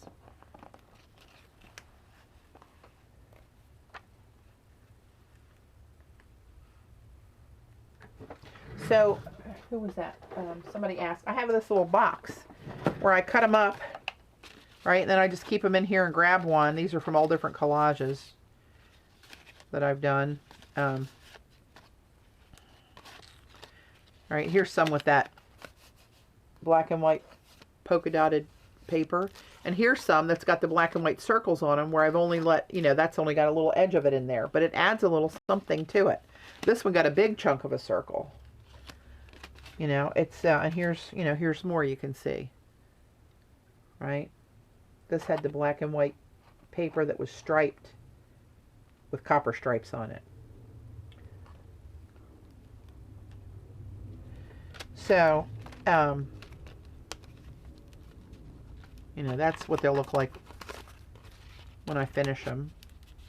Right? Sometimes that's almost a whole circle on there. But it just, I don't know. I like a little pop of black and white on my stuff. That's got a whole circle on it. But just the luck of the draw and how it gets cut up. But anyway, I just root from this stash here and grab one of those and include it in my order. Just sign the back of it. Because people collect ATCs, so. And another thing you can do. Do I want to cover some of this up? I don't want to cover the pictographs. The rest I don't mind covering so much, but I don't want to cover that arrow so much. Well, let's do this. Let's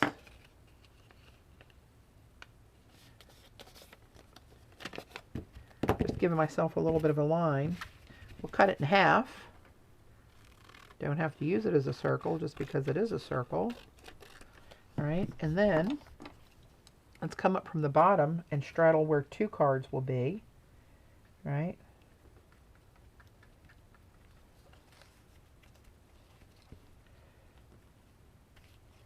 And I never remember which printer I printed these off on. So just in case it was on my inkjet printer, I always go up and down so that if any of that black drags, it kind of stays in that black lane, if that makes sense. Right, now that'll hit 2 different cards. And then this one, I usually like to put this shape off the edge somewhere.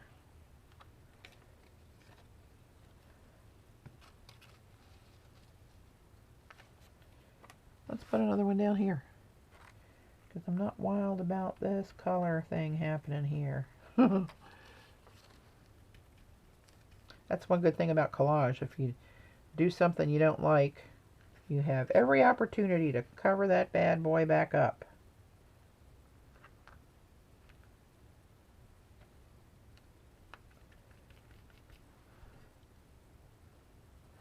What kind of medium are you using to put these down? It's a U-Trick matte medium. Just regular old matte medium. But I like this brand. I'm not a fan. As much as I like Golden products, I'm not a fan of their matte medium. And there's another one that I don't like. Darwin, I think. The Pam Carricker one. People love those, but I find them gritty. And when I'm putting a piece down, like now, this isn't going to move anywhere. Oops. Discoloration. But some of those, they're gritty, and it's like the stuff will slide around when you're trying to place it. I don't know. I don't know why, but yeah, not a fan. Not a fan. So I'm just going to drop these in. I don't want to cover up a lot of my other elements unless it's somewhere I don't like it or it needs to be broken up, like right in there. That's too much of that same stuff going on there. So I'm going to break that up. At least to my eye it is. And some of these I go vertical. Some of them I go with the lines horizontal. Right? Doesn't really matter. Here's a little boring spot right there. Not much going on there. Let's go up here a little bit more. Let some of that silver stick out underneath of that. Right?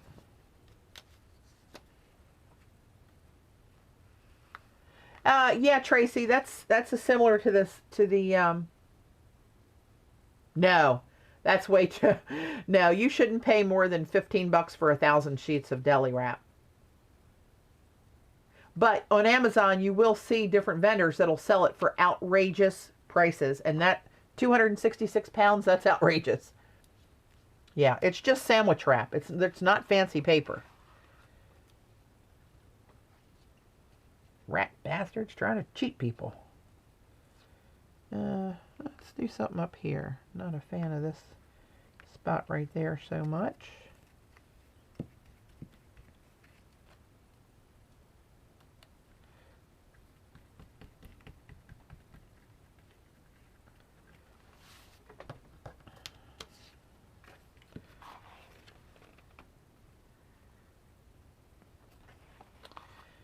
You know what? I'm not a real fan of this area. I might just put that bad boy right down there.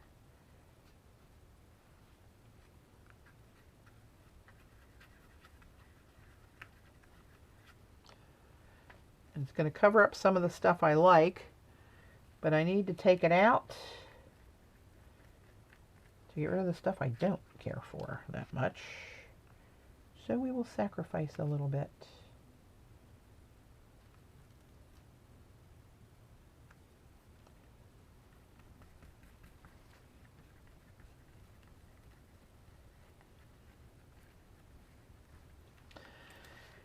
All right. Again, not one focal point. This is going to be cut up. I got to keep saying that out loud to myself because otherwise I think, what the hell are you doing? Quite honestly, I'm going to cover up this little intersection of these 2 strips of that text looking kind of paper.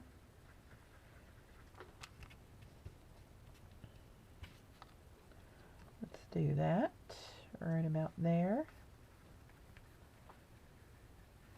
And then another thing I'll do for another layer is I'll come back with a white gel pen, and I'll just make little dots down the black strips of all those, and that gives it a lot of interest actually.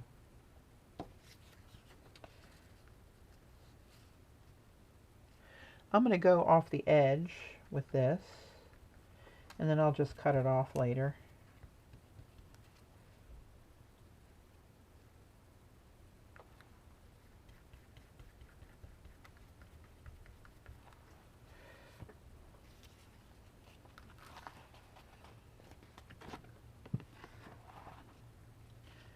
Need a little something, something going on up here. I think I'll put that right about there and cover up the sharp edge right here that got cut off.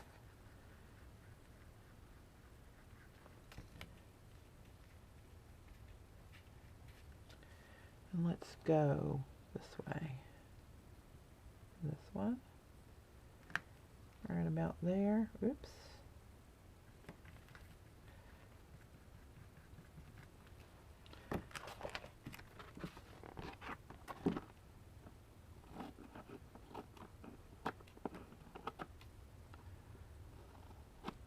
Get that out of my way.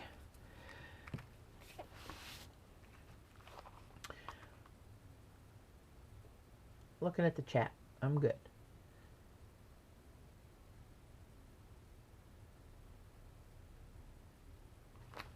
Hi, Jen. Welcome. Jen MPR.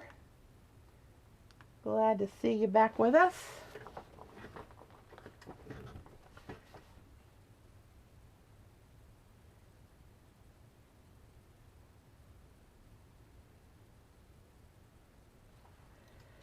All right, let's see where we are now.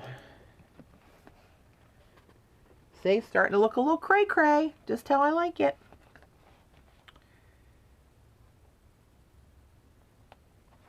All right, I think I got enough black and white, or do I?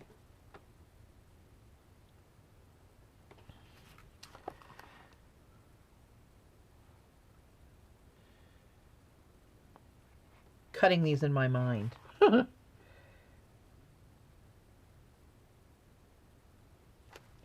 I don't know. There's a little boring spot right in here. And it looks like they're kind of close, but again, you're only going to see a little piece, and they're offset, so they're not going to, and I'm going to turn the angles.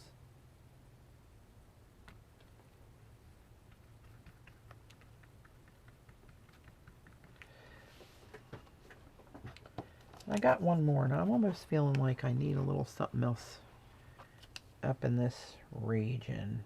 And here, and here. That might be kind of boring. That's kind of dark. That's not doing me any favors there. Let's do this.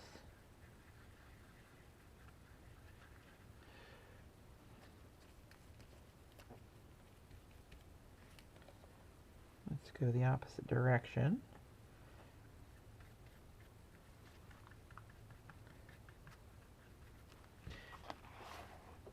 All right, back away from the black and white stripes. Oh, but I also have these little bits too that really help break something up. So let me see, can I put one of those in somewhere? Where do you need to go, my little darling? Do I need you anywhere? Too much? Might be too late for you. I'll have to save you for another day, perhaps. But these are great, just cutting it across the stripes. Patty, can you show Barb a sheet of plain Deli so she can have difference from wax paper? Sure. I don't know if you'll be able to tell on camera how it differs. This is the Deli that I use all the time. This is the Quick Wrap, Quick-R-A-P, that I get from Sam's Club online, a box of 1,000 sheets. It's now up to $19.76.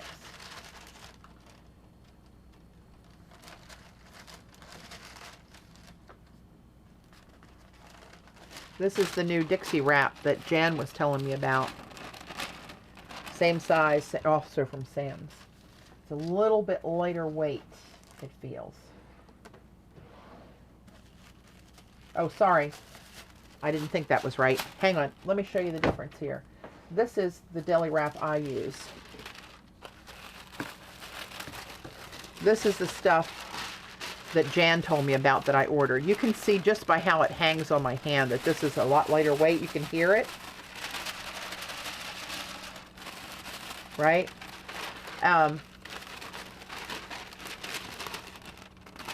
This is not quite as sheer. See you can see my hand, right? But under here, you can see it better. This is the one that Jan said will accept daddy vans, but you have to daddy van it on both sides, and it becomes translucent. And I'm sure she is right, because I can tell that this is a much lighter deal.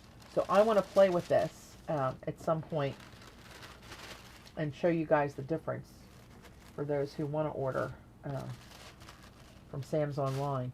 I wish they carried it in the Sam's stores, but they don't. They do not. So let's see. I think I'm gonna, oops.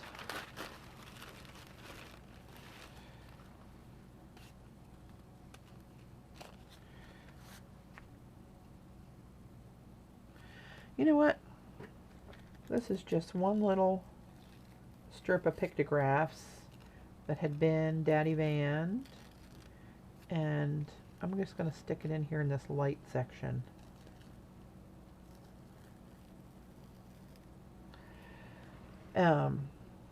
And let it go over top of the circle. I think that'll look cool. Where did I have that? Right there? Yeah. And I want that to lay on the white part of that circle. Sort of. Come on, work with me, baby. Work with. Come to mama. There you go.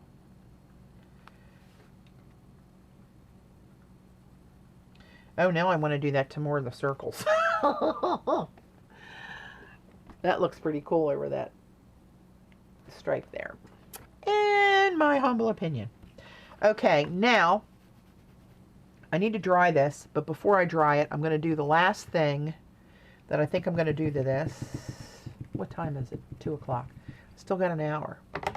So I'm going to put this away. Oh, I know what I wanted to do. Do I still want to do that? I had this stuff laying out. My friend Jessica gave me this hunk of stuff when she was here for a play date.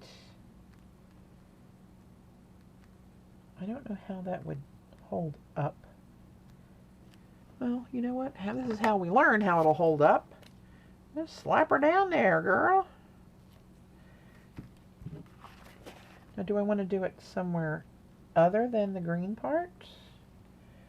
Maybe over the black and white? Maybe right in there? Let's do it right in there. Of course, I already got my brush and water. That's okay. Let's just grab another, shall we? Let's throw a little bit of this in there. And we'll see. It's mesh. I don't know how it's going to glue. And how it's going to stay on there. But we are about to find out. Oh, that looks cool on there, though. If this works, this is going to be cool. And then I'll be shopping all over Hell's Creation to try to find this. Oh. Let me... Oops, get out of there. I'm going to take a strip of this. I got my brush in my mouth.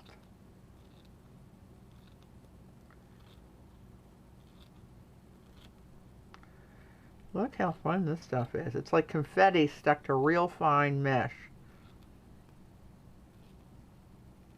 Anybody ever seen this stuff before? If you do, let me know where I can get some. Alright, let's see what happens if we just go down this whole green bit with a streak of that. What would that look like?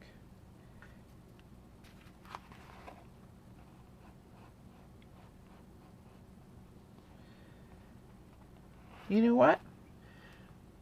That's what we're going to do, people. Call me Cray Cray. Won't be the first time.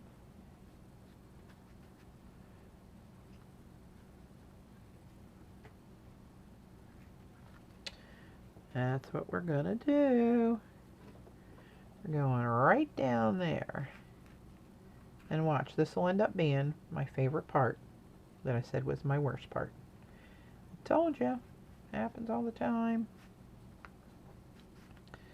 Seems like you got to get a good bit of glue on here, or the matte medium, to give it something to bite into.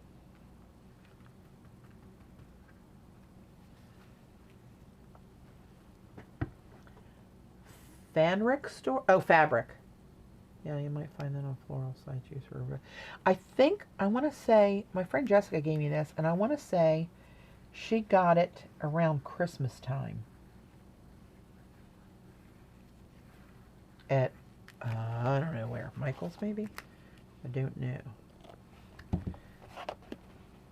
Can you see what that's doing in there? Look at that! Ha ha! Hello, lover. I'm going back for another piece. Yes, I am. Now I can't. Somebody stop me. I'm going for another piece. Wonder what they call this, like confetti ribbon or something? Fabulous. Fabulous confetti ribbon. Let's see. Where's that going to make the biggest impact? There. Against this dark bit.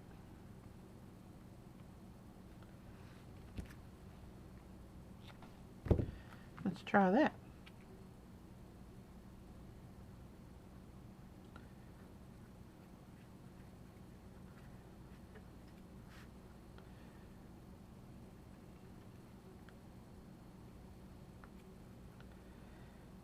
We'll see how this cuts on my cutter too.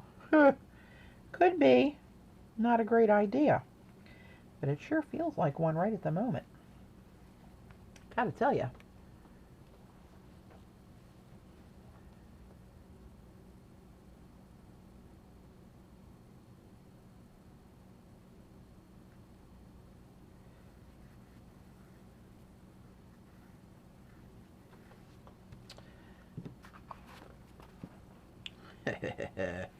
Look at you.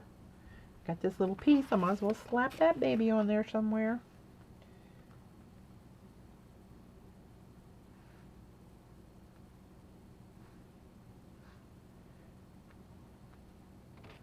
Let's do it right there.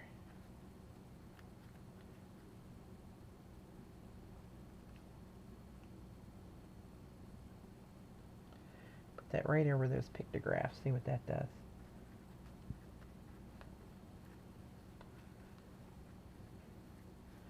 All right.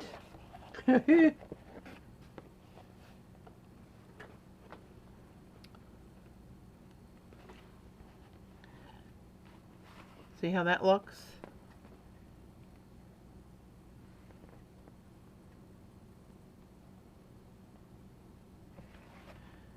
Okay.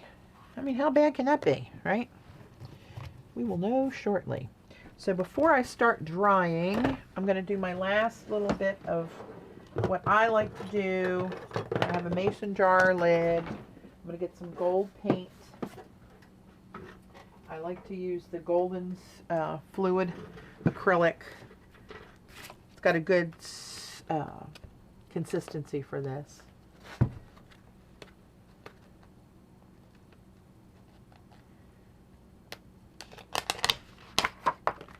This is just palette paper. I love this stuff.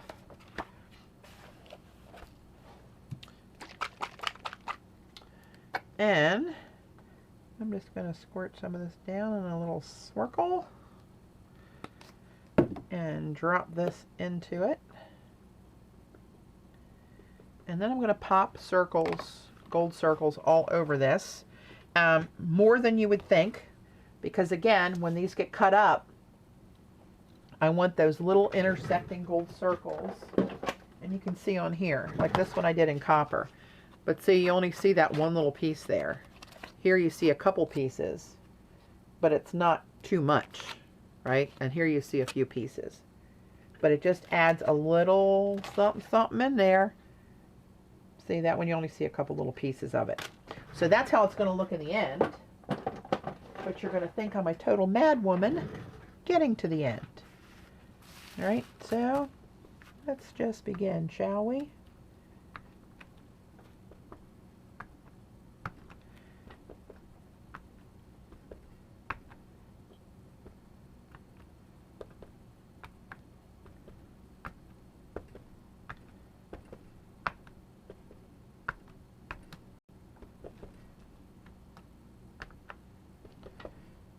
It doesn't matter if they make contact and make a full circle everywhere. It doesn't matter. You know, I like to stamp off the edge.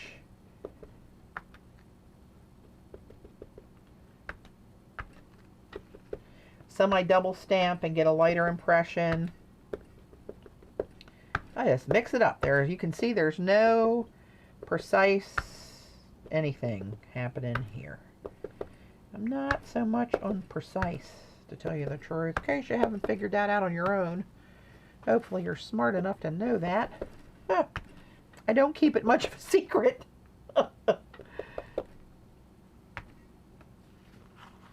Alright, so...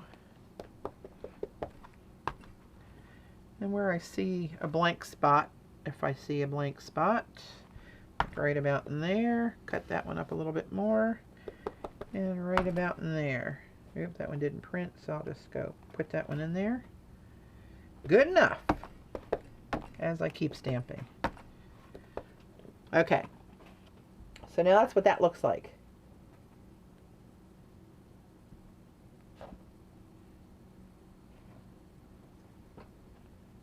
Groovy. Ooh, Patty, what do I have to spend to get the whole page there? To get the whole page. Oh, you mean this without cutting this up?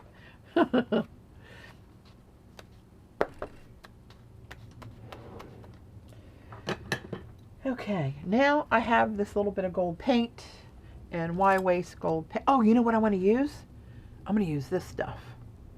This is that liquid leaf. I think I showed you this last week. Oh, but I can't use this brush. I like that brush, and I think this is going to eat the brush that uses. So let me find a little funky cheapo brush that I don't have any attachment to.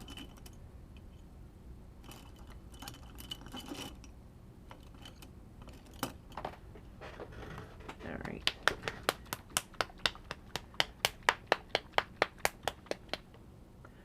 What color of paint is that? The gold, Ella? That was, that is by Golden's. It's a fluid acrylic. It's called Iridescent Gold Fine. It's really a nice gold paint. It's very highly pigmented. Get a lot of shimmer off of that paint.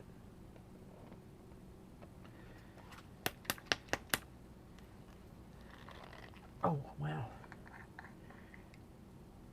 Can you see that? That looks literally like liquid metal.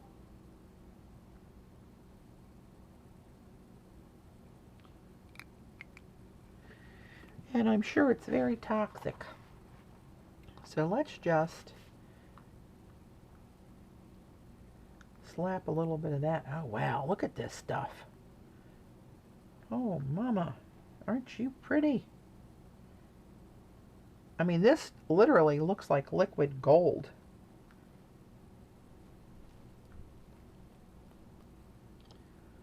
Just put a little splats here and there for a little texture. Ooh, it's got strong fumes, I can tell you that much.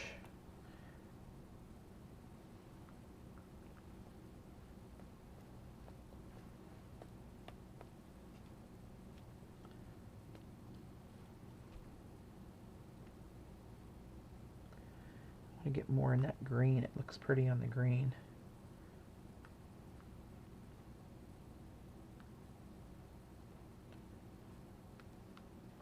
All right, let me get a cap on that because that's pretty strong. But I don't know if you can, how can I show you this? I mean, that looks like liquid gold, literally. It's very smooth and reflective. And will it come off in water? Probably not. I don't think so.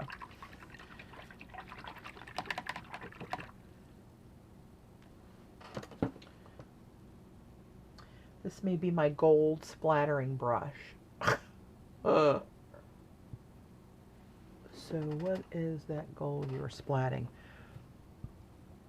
That's this. It's called Liquid Leaf. The color is called Classic Gold. It's by Plaid. And it's called Liquid Leaf. I don't even know if you can read the label on this camera. But it's by Plaid. I Googled it. Cece was using it on, she used it through a stencil. And I thought, that is so cool. What is that stuff? And I emailed her and she told me what it was, and I just Googled it and found it. But look at some of these larger blobs of it right there. It looks like little gold nuggets. I mean, it really does look. And over here on this black and white circle, that's pretty cool stuff right there. Bead gun.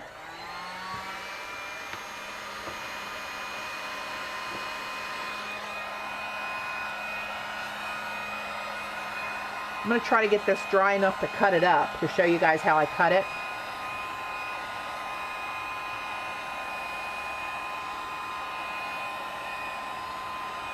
I used to have issues cutting these, didn't I, Jean? I had a variety of sizes of ATCs there for a while, but I got her figured out now, baby. No idea, Trina. This is the first I've ever used it. We shall see.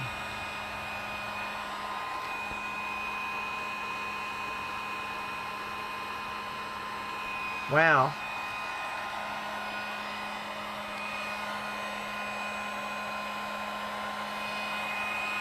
Watch it say it'll take till overnight for it to dry. I think I got it down now, Jean. I think I perfected it. I can't see with my glasses on. Up this close. Flammable. Great. Vapor harmful. Great. Maybe harmful if swallowed. Eye irritant. Skin irritant. Contains a chemical known to the state of California to cause cancer. Oh, no wonder it's so pretty. Sweet mother of pearl. Well, I'm heating it. Danger, danger.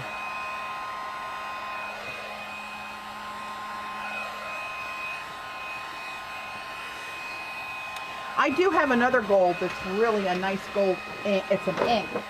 Let's see if I can find it. Where is that stuff?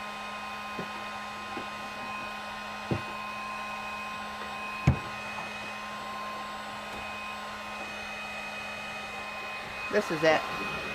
This is really nice too. This is a Viva Decor product. It says something in German on the label, of course. And the color is called gold. It's MARMORIER.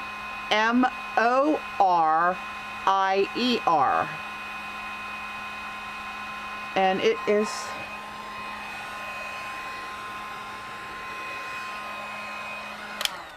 Hang on, let me show you this one. It's got a mixer ball in it.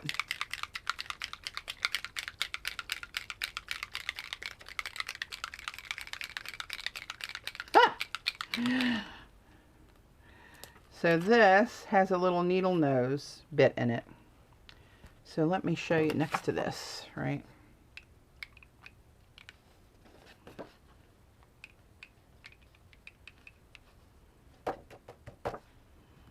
Well, now this one's still better, but it is a nice gold for an ink for splatting and stuff. That was my go-to gold one before this one.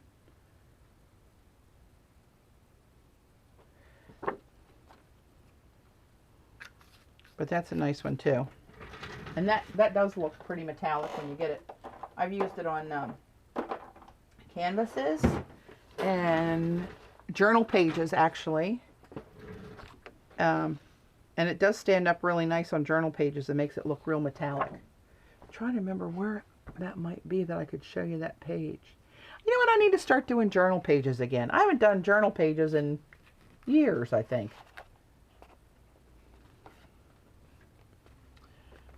All right, let's see what we got here. That's still a little wet. I might have to set this aside and come back to it later. But I'm going to do my white dots first. Where's my white gel pen? This is a Signa. Oh, hello. Oh, damn Wheaties. Huh. All right, this is a Signa Uniball gel. And just to give it another little bit of interest, just down the,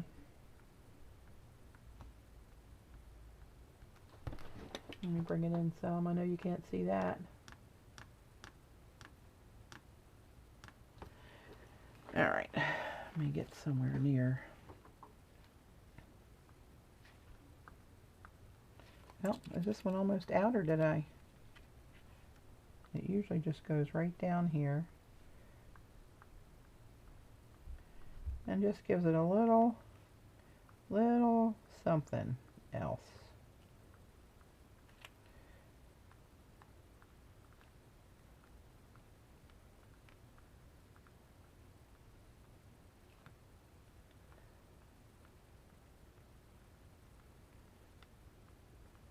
Makes it look a little Beetlejuicy.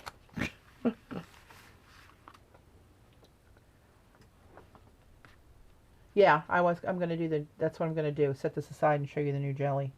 Deli jelly.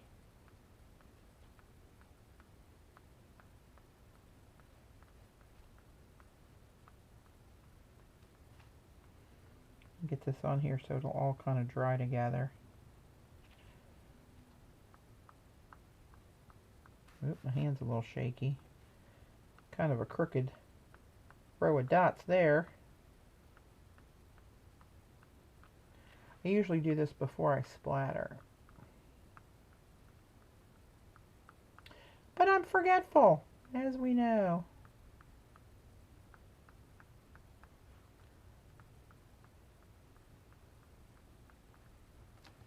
Oop, am I even on the screen? Not so much.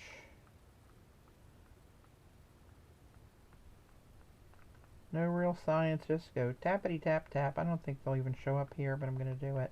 Oops, I got some of that gold on there.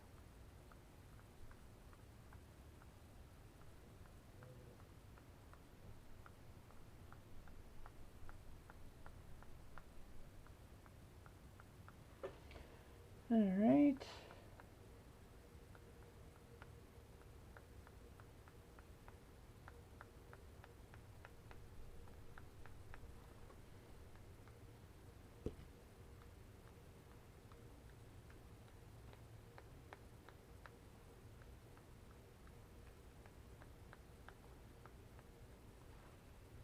Almost done.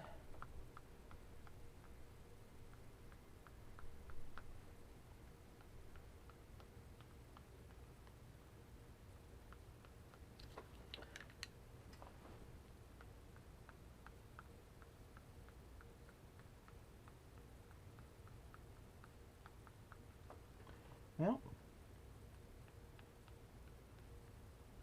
just when you think you're done. Close enough. All right.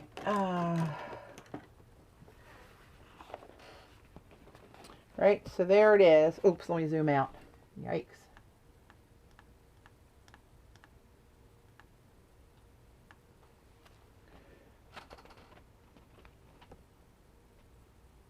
All right, just gave it another little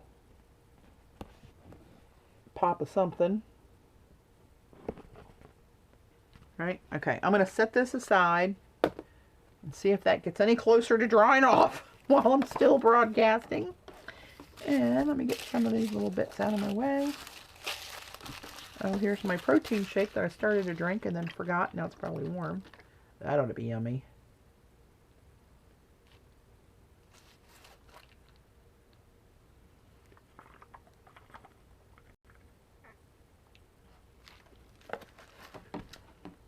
Felt like I needed a little something. Felt a little shaky earlier. Thank you, ladies. All right. Get rid of that stuff.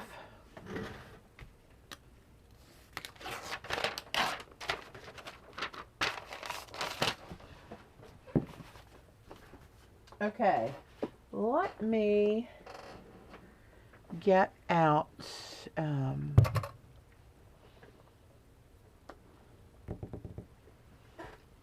some archival ink. A little VersaFine. And we'll grab something. What is that? This is that liquid platinum again. We'll try that. He felt a little rough this morning, Ella. Dave's got a cold, but he was real congested in his chest and coughing this morning. Did not sound good. But after he got up and moving, and I got him something to eat, he's feeling a little bit better. But he does have a checkup tomorrow anyway, so I'm glad that he'll see his doctor just in case he needs, because this is the last time this year is when he got pneumonia, and he was really sick, and he doesn't. Oh, he was sick. We're supposed to go down to North Carolina at the end of this month for his first golf trip and for me to teach at Jody Old Studio. So which if he can't go because he's sick, I'll still have to go, but you know, we'll see what happens there, but hopefully he's good.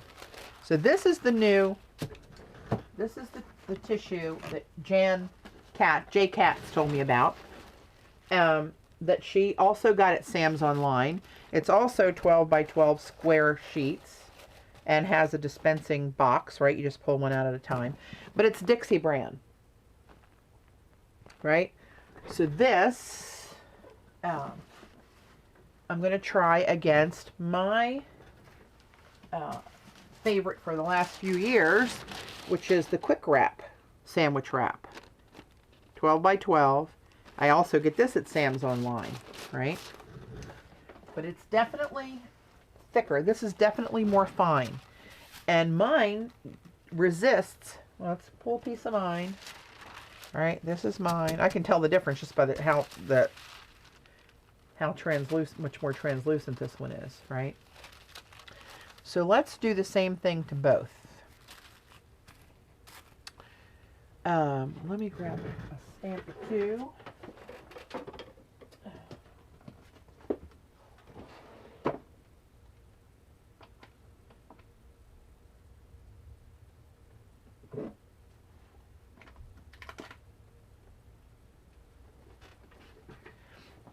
I'll just use the poppies because it's a little bit bigger.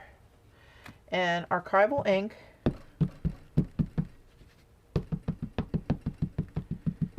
Get that juiced. And let's stamp this. This is the Dixie wrap over here.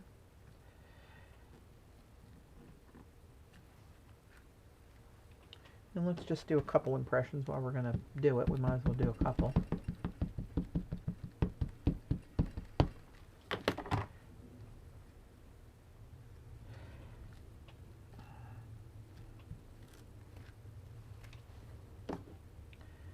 And now let's do a couple over on my Quick Wrap.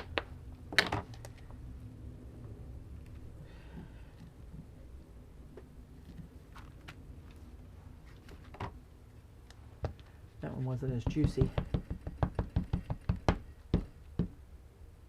Yes, Orla, you can book your hotel. Just be sure when you do to tell them you were with the Maryland Art Weekend. And that'll assign you to my room block, which I need everybody to do. But yes, you can sign up now. All right. Now let's just see. Mine stamps through onto the newsprint. You can maybe see that lightly.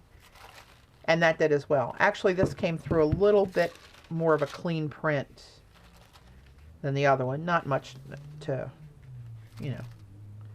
worry about there. Let me just stamp that all. And what the hell, we got some pictographs here. Let's just do some pictographs while we're at it.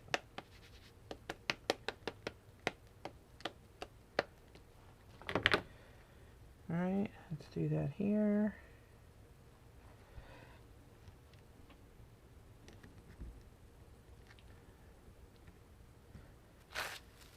That's a nice print. And it did go through, but that's okay. Just showing you the properties of it. I'm hoping this works as good as that art tissue one, then won't that be handy? I don't have to worry about getting more art tissue.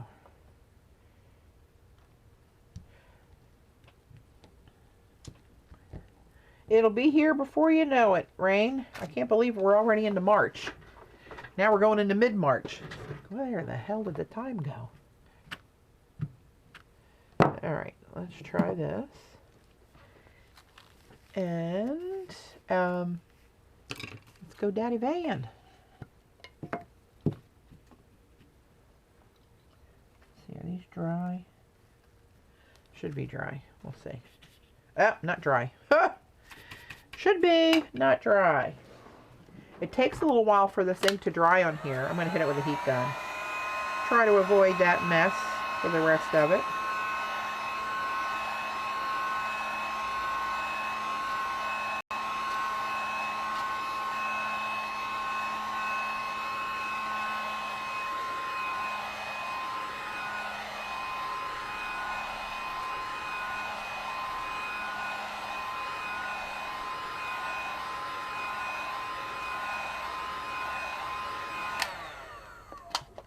The gold ink, I think you mean the Viva Decor one? Oh, here's one I have that's got a cleaner label. That's my backup bottle. That's the ink. Viva Decor.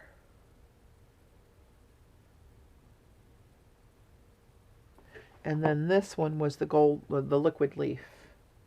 That's hard to read. It's by Plaid.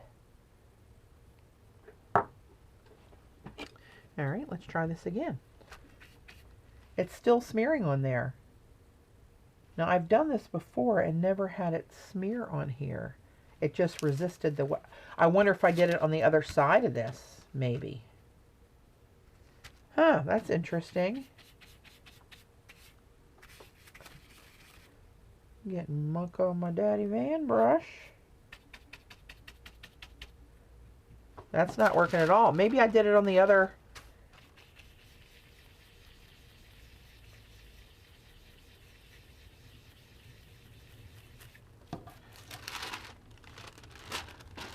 See, that doesn't really change in the translucency of the paper like the art tissue does. You know, this can go where you can see my hand clearly under it once I Daddy Van it.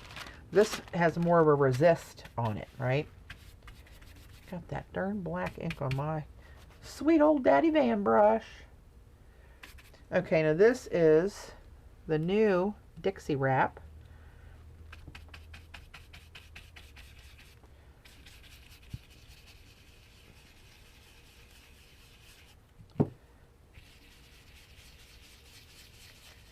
And not smearing.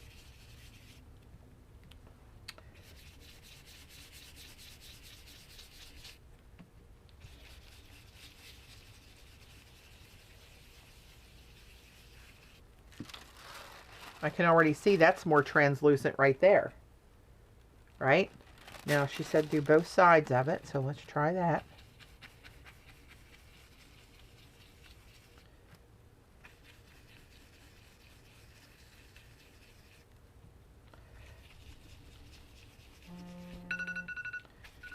Oops, there goes my alarm.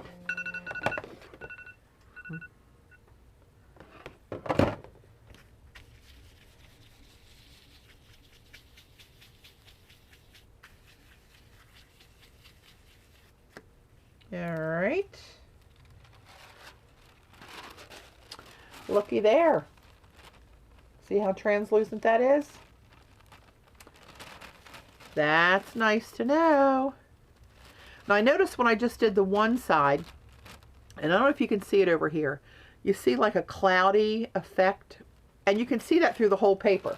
You can see that this is kind of more opaque and less opaque in different areas, like it's some kind of weave in the paper, not a weave, but just the texture in the paper. And when you don't get it double coated, Daddy Van, you can kind of see that little splotches of white coming up. I'm sure that would meld right into a collage though. But that's pretty interesting. I'm about to try it, find out, Denise. That's what I'm going to do next with it. Hey, Helena. I knew you were right, Jan. I wasn't questioning your what you were saying. I just wanted to show it so everybody could see that. Very, now let's do the back side of this just for shits and giggles, as we say. Which I never have done both sides. It never even occurred to me to do that.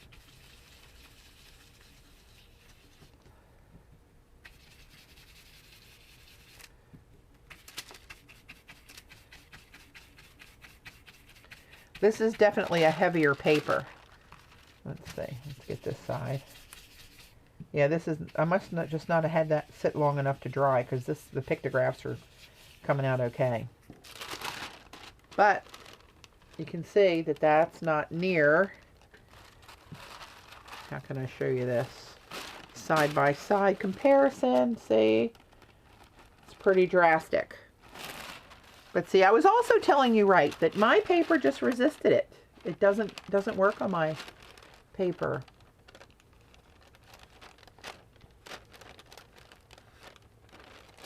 Helena, you're in South Africa? We had Rihanna was on here who lives in South Africa.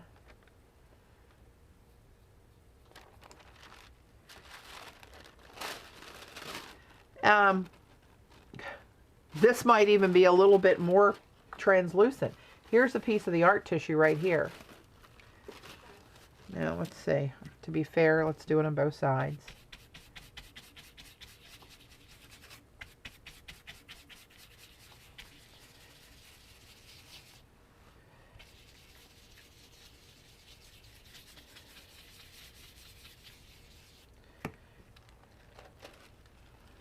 All right, so there's the art tissue. And here's, how the heck am I going to do this? Here's the Dixie wrap, Deli. I think the Deli might be a little bit, you can see my age spots better on this hand than you can on my left hand. That's a hell of a way to give a demo. I'm having trouble looking at this because you're not seeing what I'm seeing yet because of the lag. And I'm looking at my small camera window. I'm going to drop this and I'm going to look at what I'm showing you're now looking at to see how it shows on there. Yeah, so I think the Deli may be a hair even more clear, translucent. There's a little bit of a blur out on my skin on the left hand with the pictographs and the Outback design. I think the Deli is a little bit more clear than that.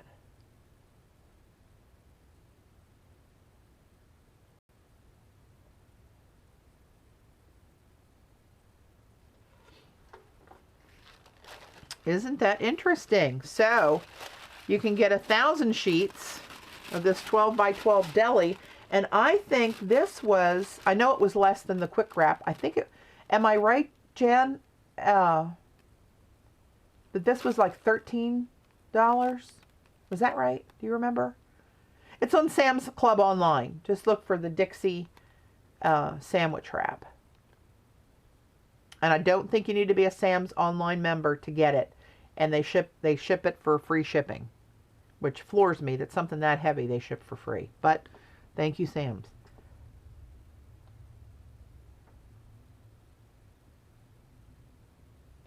So very interesting. Jan, thanks for sharing that with us. You will save people money. And, I mean, the art tissue still is great, and it does just disappear into a collage. But, you know what I'm going to do? Let me, what can I collage that onto?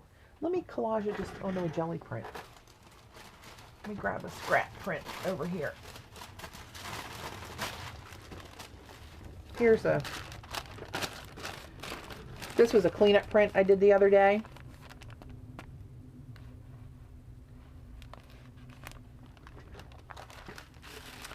So let's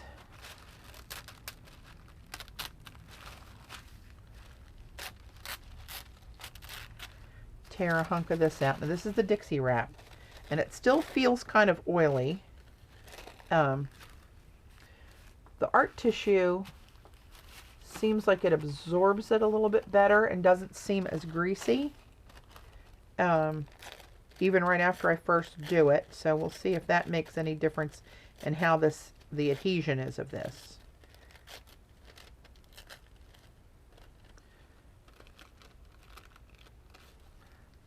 So can you see that fringe there, what I was talking about, how it clouds out a little bit when you don't have a really good coat of Daddy Vans on there? Part of it becomes translucent, part of it's not. Part of it's still opaque with that fiber that's in there. But again, that's kind of a cool effect depending on what you want. I mean, I personally can't tell you what I would use that for, but seeing how clear it goes, we don't really need to know.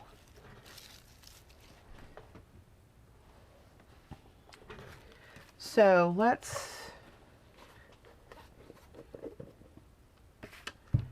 grab a little bit of this.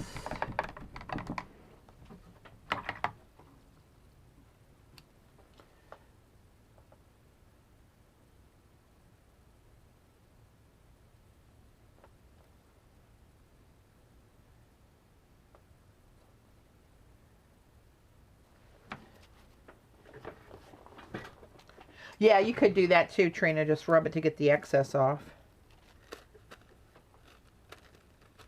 I think the longer it sits on here, the more it's kind of just going away a little bit.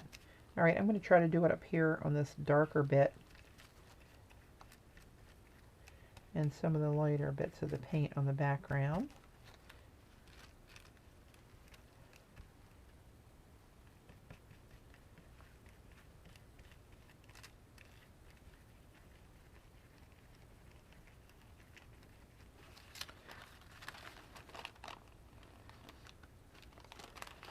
Just disappears in like you would have stamped it there. Now I'm going to let this sit off to the side and dry, and we'll come back and see if there's any kind of peeling issue to that, which I do not think there is going to be, but I'm trying to think of everything you guys would like to know about it while I'm playing with it. Now let's, before I run out of time, let me get to the jelly plate and pull some prints on this stuff. All right, where are you, jelly plate? There you are. You poor little abused thing, you.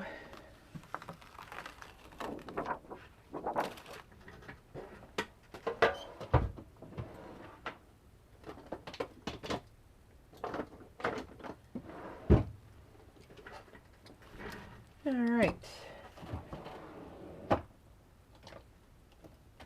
Let's try a couple new Dina paints that just happen to be on the top of the pile.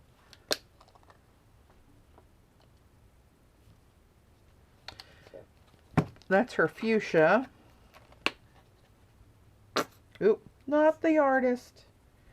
And that's cheddar. I don't know how these two colors are going to blend, but we're about to find out.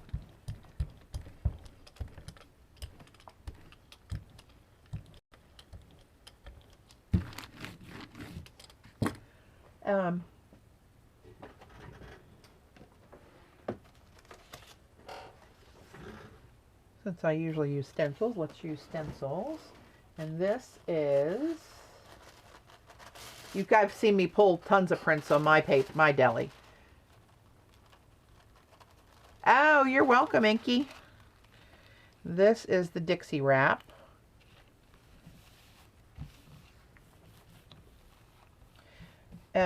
It looks like the paint's coming right through there and smearing. Can you guys see that?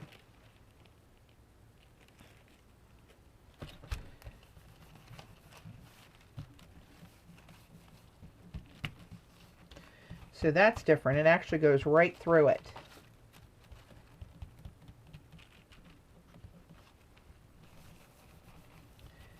It feels a little more delicate on the plate. see what kind of print we get. Print pull's fine, but you can see through there where that's smeared a little bit. Right, you can see that smeared through the paper. Let's try a ghost. These get a little stickier sometimes when there's... Yeah, that's rubbing right through there. I didn't expect it to do that.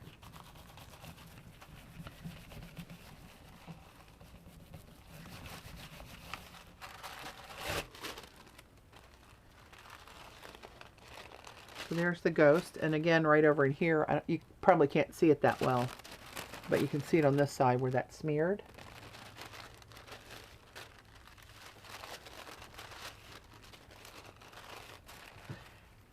Right, Jane, it seems to be a little bit more absorbent, which is probably why the Daddy Van works too, right? Let's pull this cleanup print off of there. Well, not really a cleanup print, just another negative ghost or whatever you want to call it.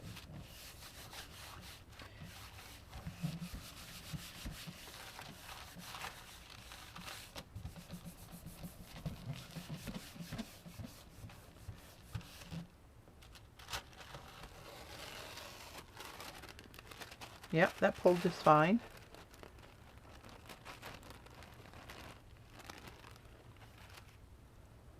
And now let's just do a little cleanup here.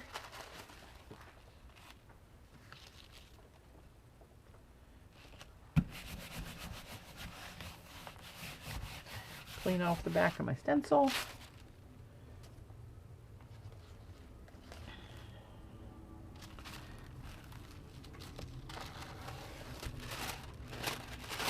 Yeah, so it seems, well, let's try a piece of mine doing that. Yeah, I can really pull a lot harder on mine. I can't even tear mine like that. Where this is, it's much more fragile that way. So, there's the ups and downs of both deli papers. So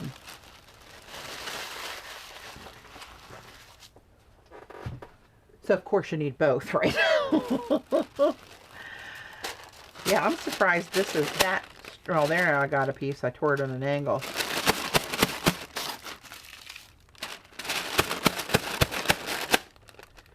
Yeah, that's amazing.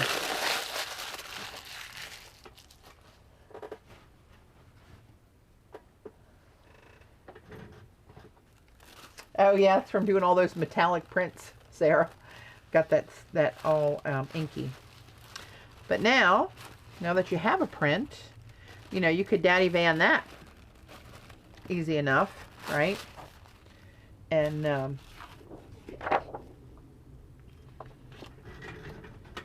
me get myself half organized over here. I got stuff pulled out of every place. So you could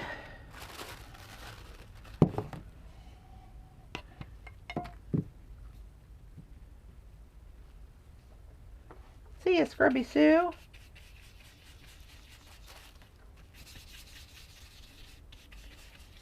Is that still moving, the paint? Look, it is. The paint's coming off of this paper onto my brush. How rude! Isn't that crazy?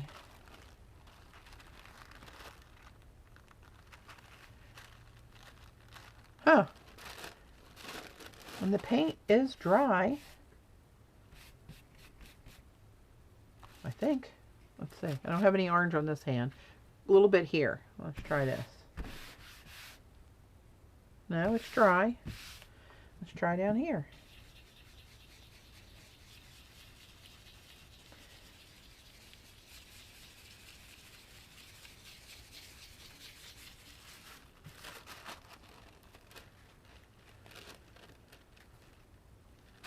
That didn't seem to come off. Maybe that part just wasn't dry. Or maybe it's the paint and not the paper. I can't believe that though. It's acrylic paint. It should dry and be done. See what I mean about that spotty white look when you just do the one side? And now watch when I do the other side.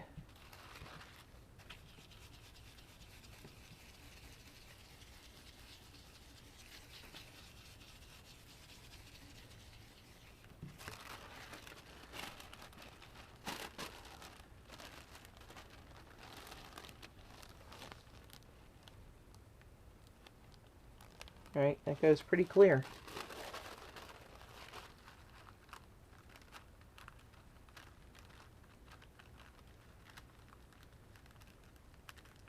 Okay, the skin idea, make a new stencil for collage that is a ribbon of paint like the skins running all over, faster and easier.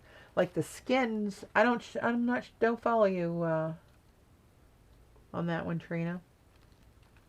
I must have missed something. We were talking about skins. Splain. You might have a good idea there, but I don't understand what you mean. Yeah, that's amazing how clear that comes out.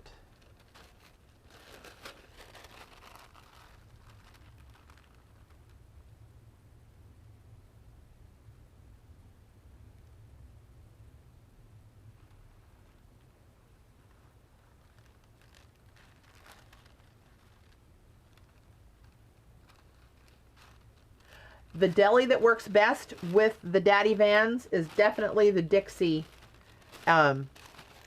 brand. The other brand, the Quick Wrap, does not respond to Daddy Vans.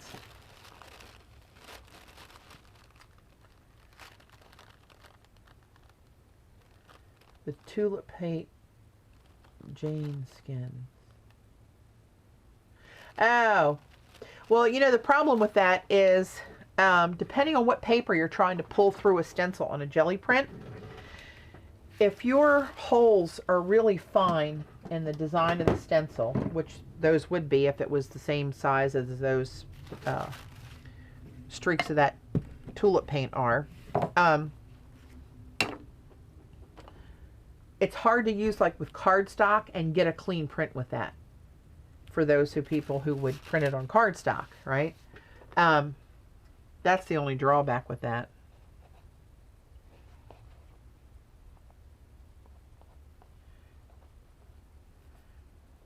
All right, these big blobs of this gold, that really cool gold I put on there, are still wet. But you know what? Time's a wasting. We're going to cut it up anyway. So, oops, here I got my ink pad lid off for all that time. Great. So, I'll show you what I do to this next. Here's my paper cutter that I like. Somebody told me they just ordered this. Yes, for deli and tissue it would work. However, if you think about it, when you go to use that, Trina, you'd have a jelly print that's like a full sheet that you'd have to cover over top of the whole thing. Right? The whole collage.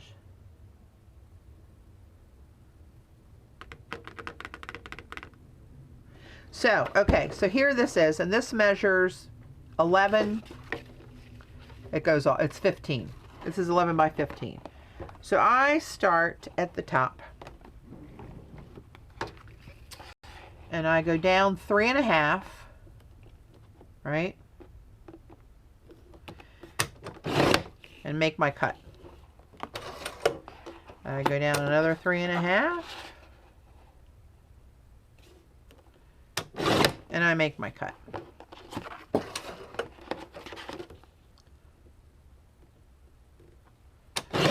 Another 3.5. And then I look at this and decide, do I want to lose this slice or do I want to lose this slice? And I don't know which way I want to do that.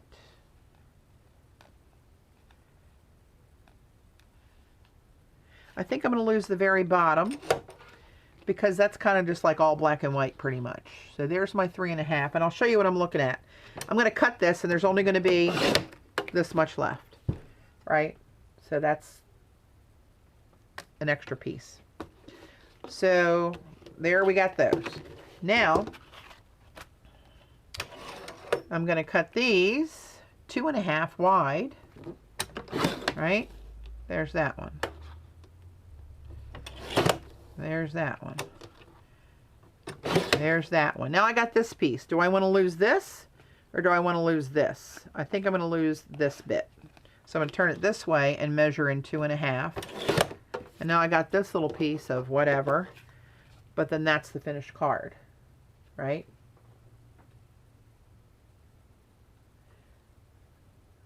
Patty, you are supposed to take off the 3.5, the short way. What? You are supposed to take off the 3/5 off the short way first. Oh, I'm going to get way more than 10 the way I'm doing it, Jean, and they're all 2.5 by 3.5. I'm not following what you're saying.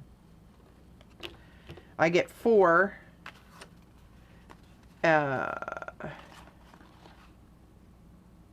I get 16 of them.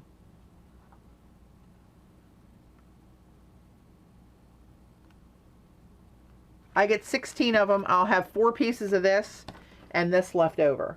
And I'll have 16 ATCs. So I'm not following you. I did cut it 3.5 first. No clue what you're talking about, girlfriend. So, there's 3.5.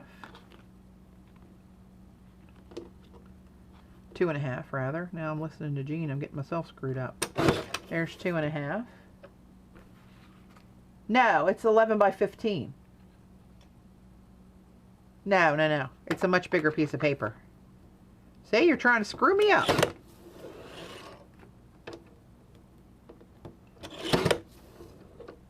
Now I'll look at this and decide. I think I'm going to go this way. 2.5. There's my waist. And there's that last card. Telling you, you're trying to hose me up when I finally got it figured out. All right. 2.5.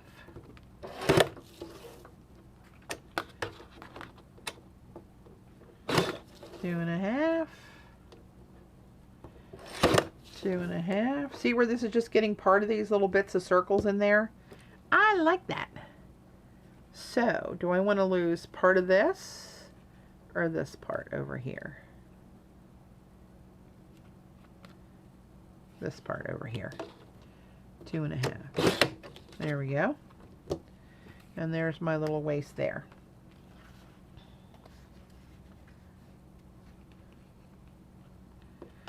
So here's this one, 2.5.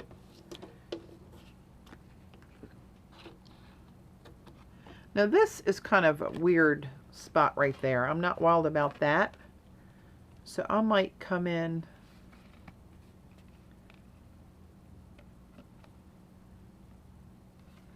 from this way and let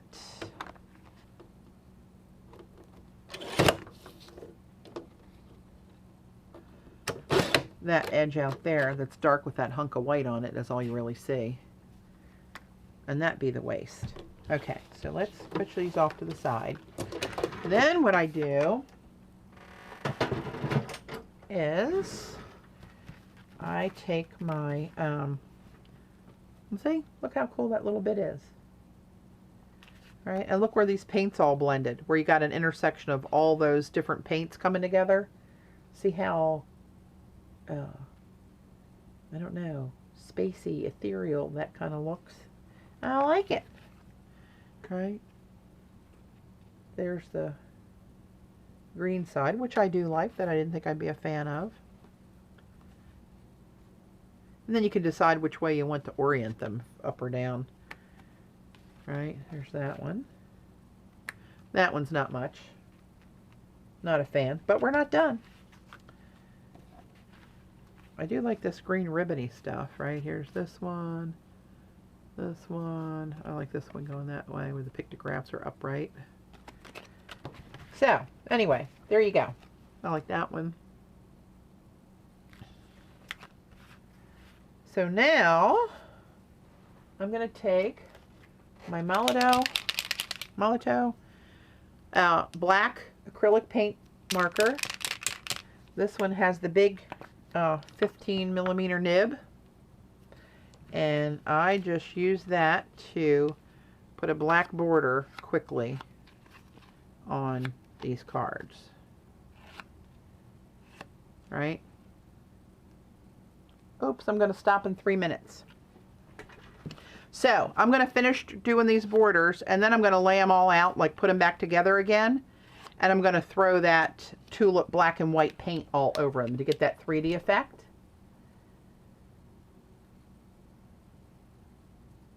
So, I'll post pictures of those once I get them done.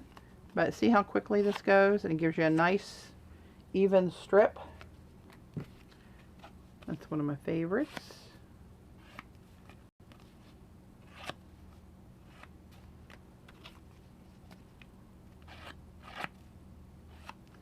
That's for Eileen and Jean, the green lovers. All right. There's another cool one. Yeah, the Caterpillar, that's a really great cutter. And every time you make a cut, it sharpens itself. And the blade is encased. It's also got a backlight on it, so if you're using thin papers, you can see through it to see right where your cut's going to be. Won't do it on watercolor paper that I use for cardstock. Well, it will do it on cardstock if it's not an overly heavyweight cardstock, and it's just a little bit of a glow. Now see, there's that jelly print I put in there, and that little piece doesn't look so bad right there. Hey, Juju. Yeah, we're just getting ready to sign off here. It's going to cut me off in about another minute and a half, I think, if I'm looking at the clock correctly. But I will, assuming this recorded properly, push it up to YouTube. If it didn't record properly and I can't get it to YouTube with audio, like I've had issues with recently, then you can always watch it on my ustream.tv channel where you are right now if you're watching me live, which is, if you're not watching me, that's Inky Obsessions on ustream.tv. And you can see all my, for some reason the audio works there, but some of them pushing to YouTube lately have come over with garbled audio, which is very frustrating. Very frustrating, especially when I do this for 3 hours and lose it, that I can't push it to my YouTube viewers. It pisses me off, I gotta tell you. But thank you, Ustream, for being free. So anyway, thanks guys. I know this is going to cut me off abruptly here in a minute, but at least we made it without any power failures. And my Verizon box is still intact. That's a cool one. Me likey. So thanks guys for joining me and hanging with me today. I appreciate it. Have a good week.